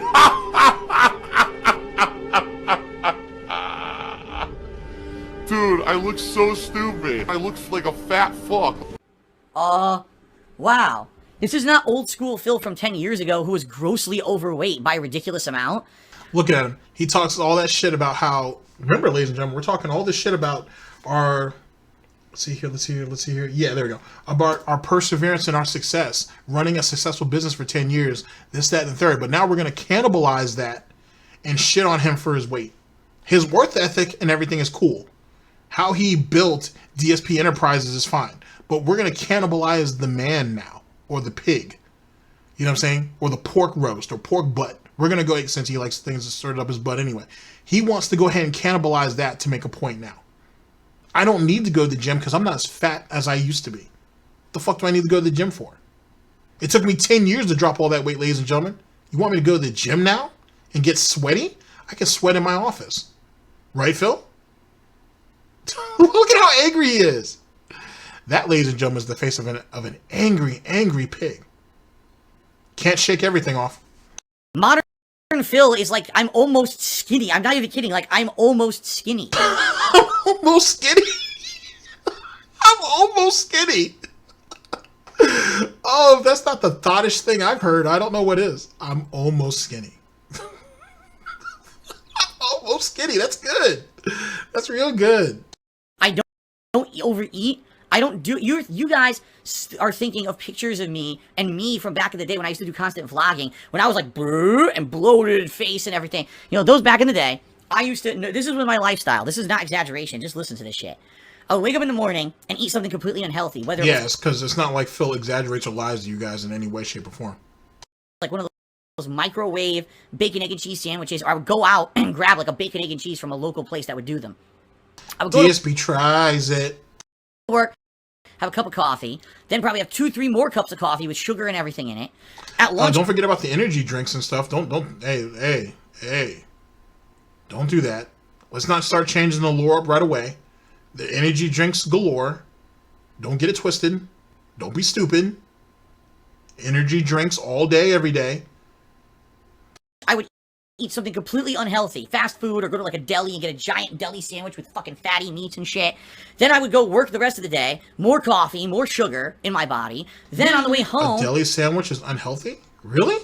Should I just go ahead and get the processed meats that Amber Lynn Reed gets? Should I do that? Is that what that is? You really don't think when you talk. I would get more bad fast food, or I would go home and cook a completely unhealthy dinner of some sort. You cooked? Oh, like when you made the tacos and you still had that quarter, you had like what, like a quarter pound of meat left and you decided to throw it away because, oh, I don't need the rest of this, and tossed it in the trash instead of wrapping it back up, put it back in the refrigerator or in the freezer. Or maybe just cooking all of it, and whatever you don't eat, you just put it in a container and put it away. Oh, that's right. You only had like 1 or 2 spoons back in those days. That's right. You barely had anything at all when it came to cooking utensils or cutlery or anything like that. Yeah, I forgot about those days. I really did. And then sometimes at night I would drink, right? When I got... Sometimes at night we used to drink? Really? Okay. Sometimes. I was probably eating 3,000 calories a day, if not more. Fat calories, everything. I was a disgusting mess back then. When I started making videos for YouTube, I was a blob, you know? And over the years, I changed my lifestyle to lose that weight. I don't know where the fuck this weird meme comes that Phil is overweight and Phil... Well, because you still are overweight, theoretically. And more importantly than that, you didn't change shit. You brought women into your life so they could change it for you. Quintessential mama's boy. In a lot of ways. Actually, a little bit... Well, mama's boy more to the extreme, to the fact that you're dependent on not just another person, but it has to be specifically a woman to take care of you. I mean, granted, if John wouldn't have mind taking care of you, you'd been okay with that. It could have been 2 men and a cat. That would have been kind of cool. That would have actually made a funny... That could have made a funny skit series. I would say 2.5 men, because you were pretty heavy-setted back then. So we could have had 2.5... But whatever. I'll save that script for later. So we could have had 2 men, 1 Jasper. That could have been a thing, ladies and gentlemen. They might have been able to even get a dog in there. Could have been cool. 2 roommates in a big ass house going through the day to day. That might be funny. At least John would be. Is healthy and needs to hit the gym. But then Phil would probably make a video saying all the best lines that John had in that, Phil wrote it. So that's a thing too. Fuck are you talking about? Like, I lost so much weight. At this point, I barely weigh 200 pounds. I'm 6 feet tall or 5'11", and I'm barely 200 pounds. If I could wait. You mean 5'12"? Right, Phil? Remember? 5'12"? That was a thing. Oh, now you want to go the 5'11" route now, huh? Now you realize how stupid that was, and now you want to fix it. See, Phil? If it wasn't for Detractor content, you wouldn't have known. I could probably lose another 10 pounds, maybe another 15, because there's some water weight on me, because I don't work out. Yeah, I could go to the gym. There's some water weight on you. Who are you watching, Phil? You've been watching some of them Tevin streams, haven't you? Them Amber Lynn Tevin streams, that's what it was? You listen to Amber Lynn Reed talk about, oh, I got all this water weight, and that's why I don't want to weigh myself no more? Is that what you're doing, Phil? It's okay, Phil. You can tell me. You can tell me. I'm going to tell everybody else, but you can tell me. It's water weight. Oh, I mean, granted, there's a level of practicality to that, but it's funny hearing him say that. It's just hilarious. What's the point? My lifestyle is not a lifestyle where I need to be working out constantly. I'm not overweight. Yeah, if I was grossly no overweight... one's even asking you to work out constantly, idiot.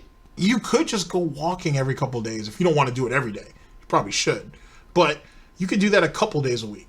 Oh, but you want to go ahead and use your one day off a week to go off and walk around, and that's your exercise. But you still want to stick to that one, right? Another stupid face that we have there, showing how ignorant this idiot is. Get the fuck out of here with some of this extra nonsense. This idiot right here really thinks it's a bad idea to go to the gym. Or do any physical activity at all, except for once a week with Kat. Think about that. So when this idiot right here ends up having a heart attack on stream, I want you to remember this. I want you to remember this moment. Because I'm probably going to have to use it in his eulogy. Well, the digital eulogy. Because I'm not actually going to his funeral. Just saying. Sure, I need to go to the gym. I don't have that fucking lifestyle. So I don't know why people think... So you should only go to the gym if you're overweight? Or you should only go to the gym if you're living an unhealthy lifestyle? So what about all the healthy people who are already in shape who continue to go to the gym? What about that? What kind of retardation is this? I'm so confused. Comments like that, like, what about going to the gym, Phil? What about going to the fucking gym? What? I don't need to go to the gym. Listen to how stressed out he is. Look at how wound up he is and how this small thing triggered him. This is another good reason to go to the gym. Because if you're not going to fuck your wife, then the least you could do is go to the gym and hit the treadmill or hit the punching bag or hit something to get all that stress out. Just saying. I'm just saying. Him squeezing his pigtail ain't doing it no more. Especially if the camera gets left on again. He's definitely not going to be able to live that back. I'm very sedentary in my lifestyle. I don't move a lot. Being honest, I sit here on the couch streaming all day long most days. Right now, if I really, and this is the truth, if I started to get overweight again, I would walk every day. You don't walk now, so why would I assume you'd walk then? Matter of fact, you didn't even take the weight off that you're talking about now. You didn't even take the weight off by walking. So if you get overweight, if you become overweight again, you would start walking to get the weight off. But he's not even willing to do that now. He wasn't willing to do that when he was overweight the first time. But now we're all supposed to believe that he would do it. He would do it the second time around. Oh, you mean like how you were in debt the first time and got out of debt and then put yourself back in debt again? Third time's a charm though, right? Morning, I would start walking all the way to the end of where I live and back at least 1 or 2 times every morning, you know, just to get exercise. I could run. I could do basic things. I could get a little dumbbells and do basic exercises if I needed to. If I started gaining weight again like I used to. Why can't you do any of that now? To prevent yourself from gaining weight again, instead of just starving yourself. You don't see, yet again, another stupid face. You got no answer for me, right? Can't at all beat that logic. You would think the prevention would probably be the way of going about it right now. Because it's not like you have a shitload of discipline. Hence the reason why you got into debt twice. Womp womp. Overweight again, I would do that. What the fuck do I need to go to the gym for? Like, people are just, they latch on to the negative meme from a million years ago that Phil's fat. It's negative to say, hey, Phil, you should go to the gym. But then that might explain a lot, ladies and gentlemen, on why he doesn't want to. because he looks at it as a negative for people to tell you to go to the gym. To preserve your life a little bit longer. It's looked at as a negative. This is just like listening to Amber talk. This really is. This is very much like listening to Amberlynn Reed bitch and complain. This is not too far off the mark. Those videos. Where do you see? Look at that. Look at my arms. That is absolutely disgusting. You know, there's no fat on my.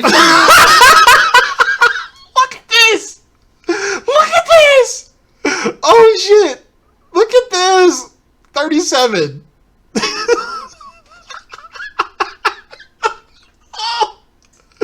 Oh shit. There are kids 20 plus years his junior with bigger muscles than this. Look at this. Look at his little hooves. Look at his little hooves. Oh, man. Oh, Lordy, no. Oh, your father must be ashamed. Your father must be ashamed. This is hurtful. This is hurtful. Someone sent this clip, okay, to David Burnell, or Dave Burnell, it's one of the two. And it showed what fucking loser's son is doing right here. He'd be ashamed of this. And I wouldn't be mad at him for that. That's hurtful. That is fucking hurtful. Put the hooves away, sir. Put the hooves away. Arms. There's what the fuck are you talking about? God, people are stupid. Okay. An anonymous $4 tipper says, why don't you claim all troll channels that steal your content on YouTube and do nothing to make it their own? Because you can't. There's no magical way to phantom claim channels on YouTube. I don't know where people got this weird misconception. Sam Bridges Cheers says, you're almost skinny. Will you take off your shirt and prove it? No. Because I'm ugly. Listen. Will you take off your shirt and prove it? No. Because I'm ugly. Listen. Yeah, that was amazing how you tried to walk that back. Oh, is that how you feel about yourself, Phil? Is that what it is? Aw. Do you miss Panda? And how she used to give you that positive reinforcement? And how she loved you so goddamn much? And now look, you possibly live with your wife, who may not even sleep in the same bed as you. Probably repulsed to see you naked, let alone without a shirt. And you have to admit that you're ugly. Oh! That's so good.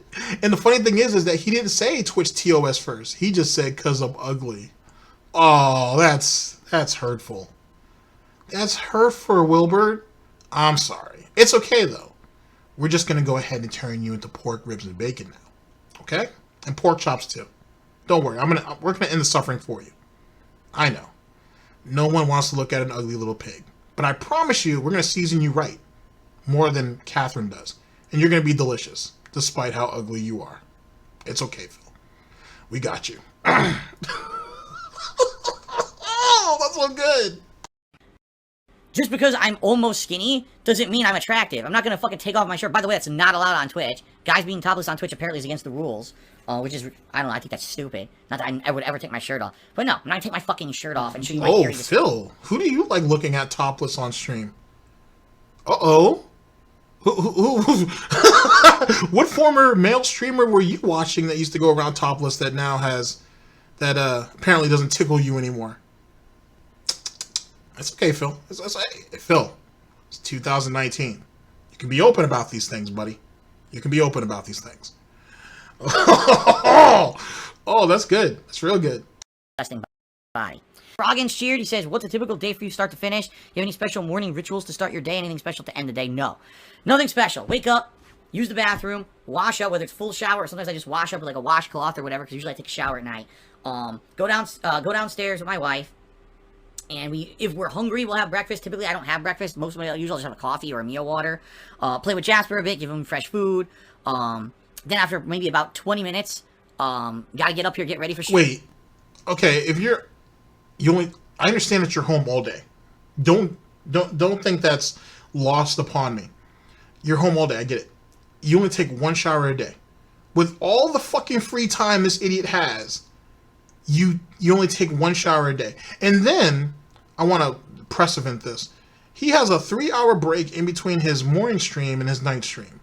And I know the meme is he sits there, it takes him 3 hours to cook a meal and clean up and whatnot so he can show back up on stream on time. Oh, that meme is silly. But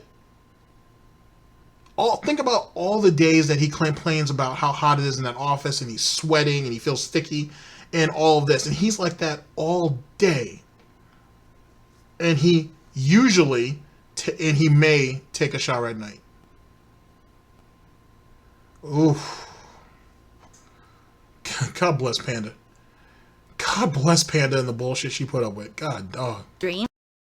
So I'm setting up for stream in my office, doing all the technical stuff I have to do behind the scenes, turn on the stream. Usually then I'm checking emails for business purposes and the like. What business purposes? Oh, you mean the people who give you money behind the scenes? Gotcha. Any errands or anything I can cram in as the pre-stream's going, I try to do. Then we got pre-stream. You mean all those companies that you reach out to get free games? And they're like, yeah, we can't do that. You guys know what I'm doing then. During the break, I'm spending time with my wife. These scrawny ass arms. Look at this shit. Noodle arms, baby. Noodle arms.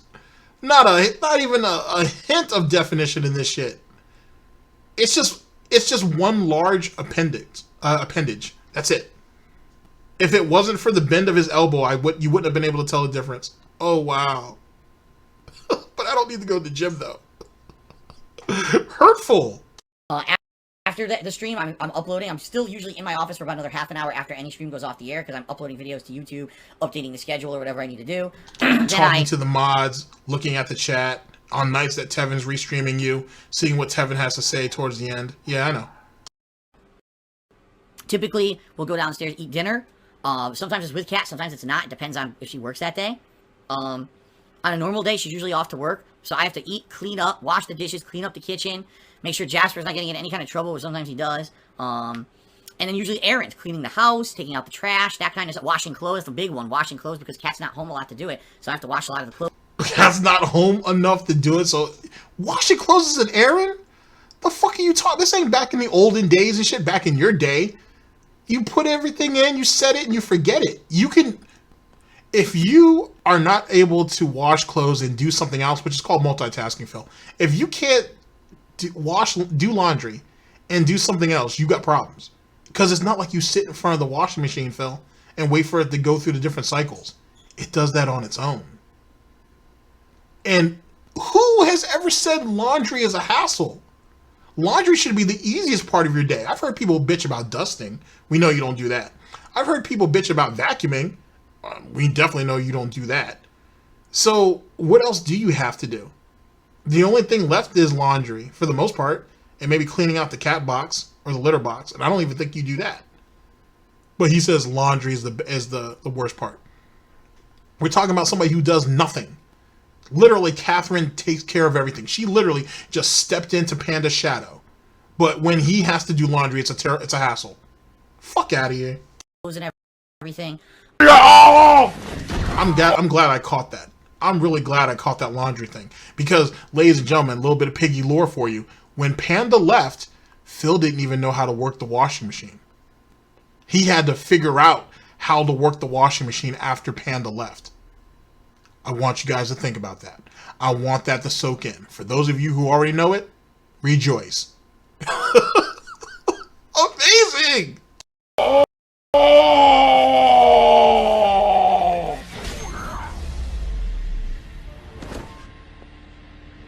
He can't even fake a reaction properly. God damn it, Phil, it's a good thing you're not a woman because you have a real hard time faking anything. Oh, horrible. Waste. Then again, I would think all those years with Panda, he would at least know what a fake orgasm looks like. He might not, though. That's okay. Oh, shit. He ain't buff enough for that. Oh!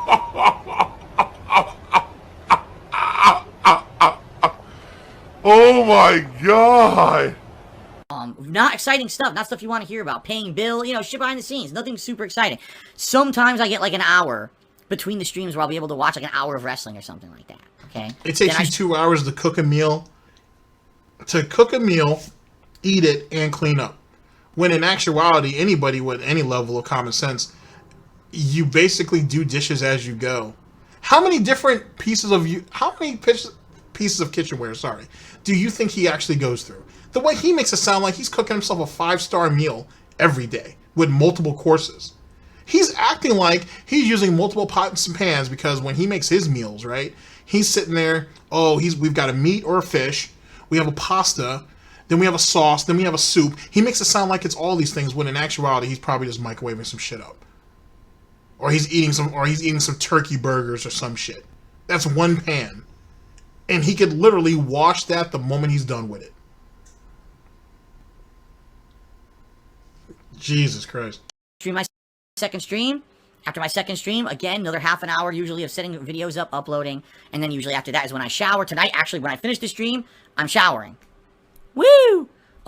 Then maybe I'll have a half an hour to an hour again to maybe, if I have time, watch some wrestling or watch something on an on-demand thing. And then Kat comes home. When Kat comes home, usually she makes herself some food because she only eats twice a day too. So you guys are starving yourselves, basically. She might make herself something because, we only eat twice a day. Does she have to sneak around and get extra meals in? Do you know exactly what she eats at work? I'm so confused here. You think it's healthy going through and only eating 2 meals a day? You really think that? Another sad face by Phil here. You fucking goddamn moron, dude. I mean, it'd be different if it was time constraints.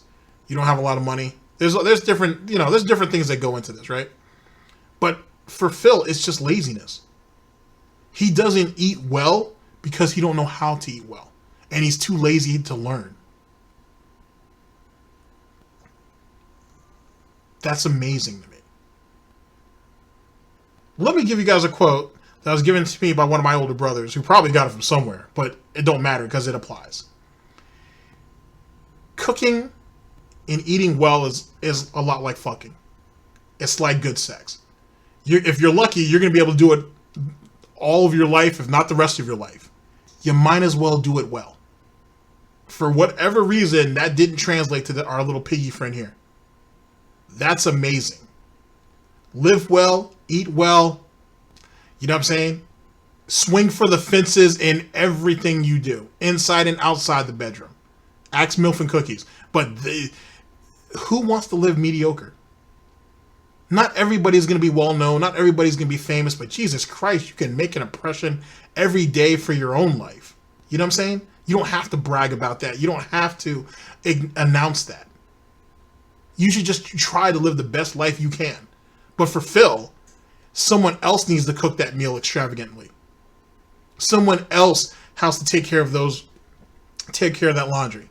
Someone else has to shave him and clean his ass up for stream. Can't do any of that on his own unless there's some type of express purpose for it. And he wonders why he fails the way he does. Absolutely extraordinary. We relax together. We talk about our days. We usually will listen to some relaxing music. Now that we have Disney Plus for a couple of days, we've been watching Disney Plus stuff. And then she takes a shower and we go to sleep. I haven't had sex in ages. I know, sweetie. I know. Just you gotta suck it up. You know what I'm saying? I mean, granted, there's Jim, there's Tevin, but you gotta suck it up.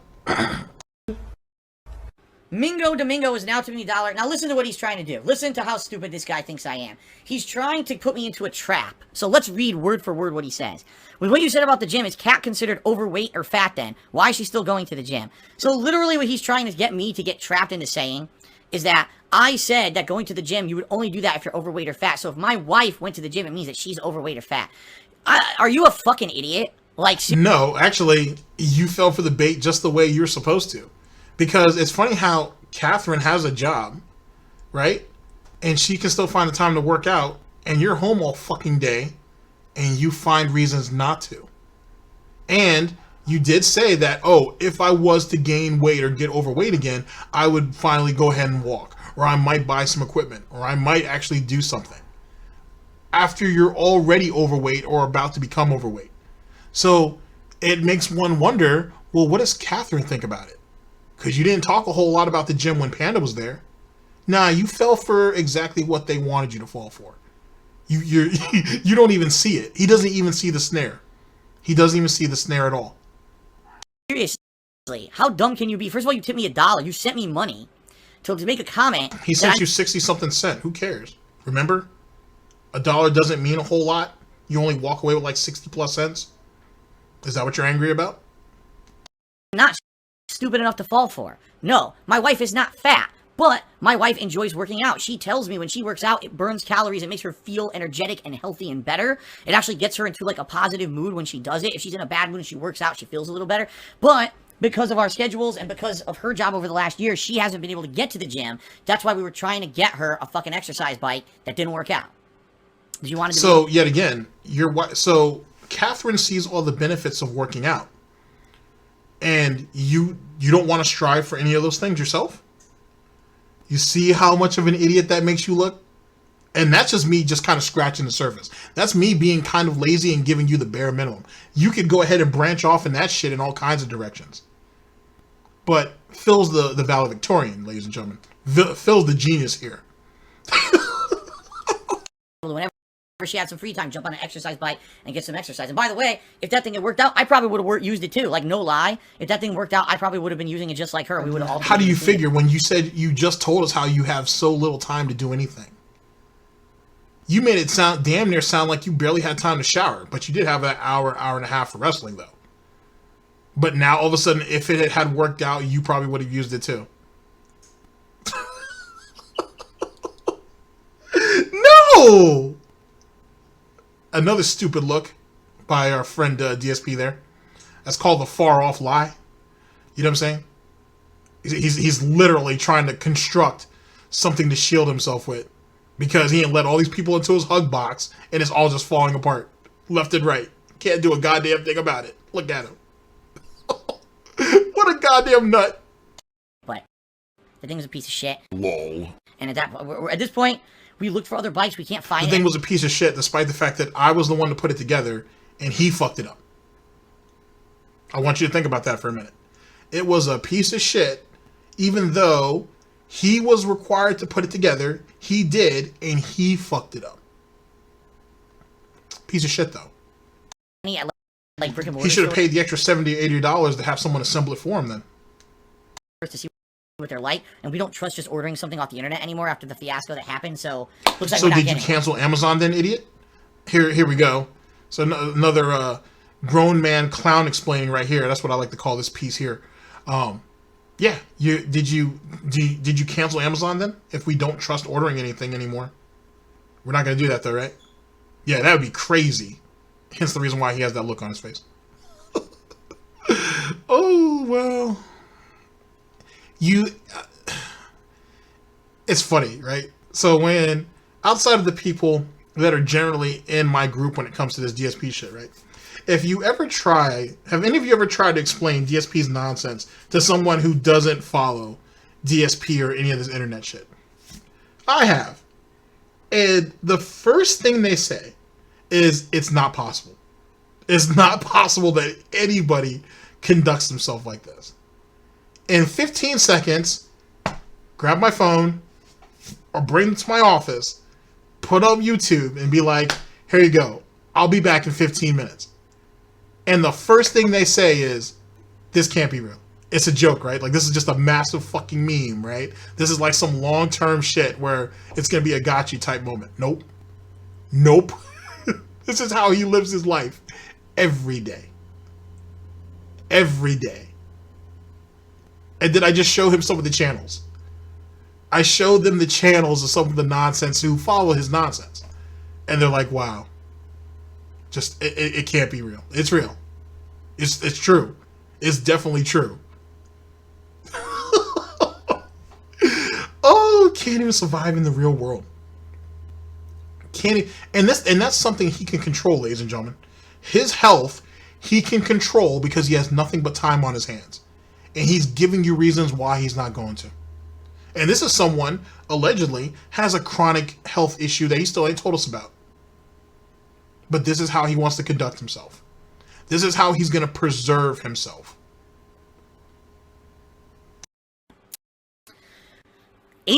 Sup says, can I flex my arms? Can I flex my arms? Look at that flex, bro. Absolute, total fucking wheelchair clown mode. that's just sad. There's nothing there. Like, his arm is the exact same size, flexed or unflexed. It's just this. It's so sad. It's so sad. It's so sad.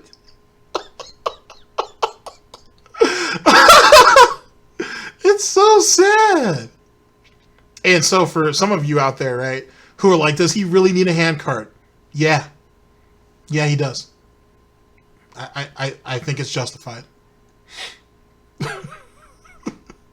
I actually feel kind of sad saying that. I feel kind of sad saying that. Yeah, wow, that was really important, wasn't it? Oh my God, people are stupid. Like fucking noodles. Sam Bridges cheered. He said, "Oh, those arms are intimidating. Put those monsters away." Oh, I know.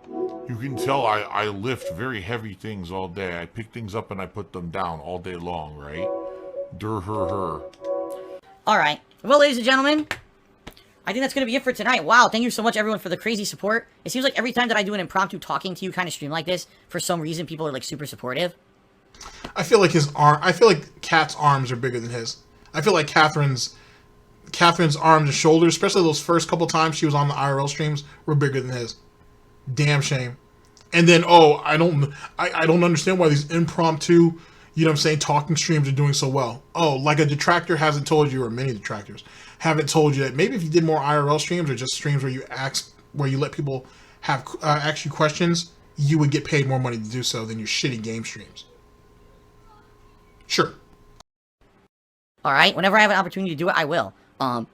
That's awesome stuff. I can't wait. I'm having so much fun now. Really, seriously, and I cannot wait for more. This is cool because I'm getting that positive vibe that I had for most of 2017. I'm getting it back now. But now, I'm getting that groove back, getting that vibe back. I'm ready for fun stuff. I hope you guys are ready too. Still has indoctrinated children who send him money, blatantly milking for money. It's a money pit. It's gone. Just gone like that. In an instant. Fucking gone. Oh, that was amazing. That was amazing. All right, guys, let me do a little bit of cleanup. I'll see you guys in just a second. Hey, yo. I just want to say shout out to my red bike. It got stolen about a year ago. And I think about you every day. But, now I got a blue bike. And it's not the same, but it's a new life, a new journey. So, rest in pedals, red bike. I love you. I like to bask in the tropics with a flask in my pocket. Oh, boy. Okay. I had a pretty good time with this. All right, ladies and gentlemen, so where are we at with this? The perseverance and success. Write all that shit off. That's garbage. Write all that shit off. Thank you. You gotta get the Snort Burnell, by the way. Write all that shit off. That's garbage. Get that out of here. The Christmas wish for money. What did you expect? It didn't happen last year either. So 2018 Christmas was just a bunch of coal and drunken regret. So maybe this year it might be better. We'll see. And I don't need to go to the gym was amazing. It's amazing how his lack of understanding. That's basically what it comes down to. It's just a lack of understanding. That's amazing, yet scary, yet very, very scary that there's somebody walking around with that type of mindset, and he thinks he's okay. He thinks he's justified in saying that. I don't know what to tell you. All right, ladies and gentlemen, thank you very much for listening in. I very much appreciate it, and I'll holler at you guys in the next video, whenever that might happen. That's insane. Ladies and gentlemen, this is the Snort Report, and this is DSP News. Always late, never breaking, unreliable coverage that you can't count on. A GTG Network and Productions. Crazy. I've been your host / anchor GTG, and I'm signing off. Take care of yourselves, guys. See you for the next one. Oh boy, end of broadcast. Amazing. His arms were so scrawny. They were, and he used to lift though. He used to lift.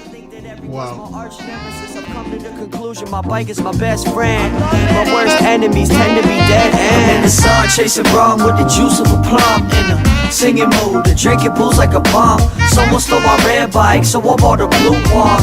I was sad, but fuck it, I got a new one. Chasing rum with the juice of a plum. In the singing mood and drinking booze like a bum. Someone stole my red bike, so I bought a blue one. I was sad, but fuck it, I got a new one. I got a new thing, yeah. I hope that it's alright with you. With you, with you. I told my girl I got a new thing, yeah. I hope that it's alright with you. With you, with you. Hey yo, someone stole my red bike, so I bought a blue one. If I see that fucker riding it, then I'ma sue one. Got rich, then I blew up, got everyone in my crew one. Ride for my true ones. Yo, I told my girl I got a new thing. Yeah, yeah. I hope that this alright with you. With you, with you.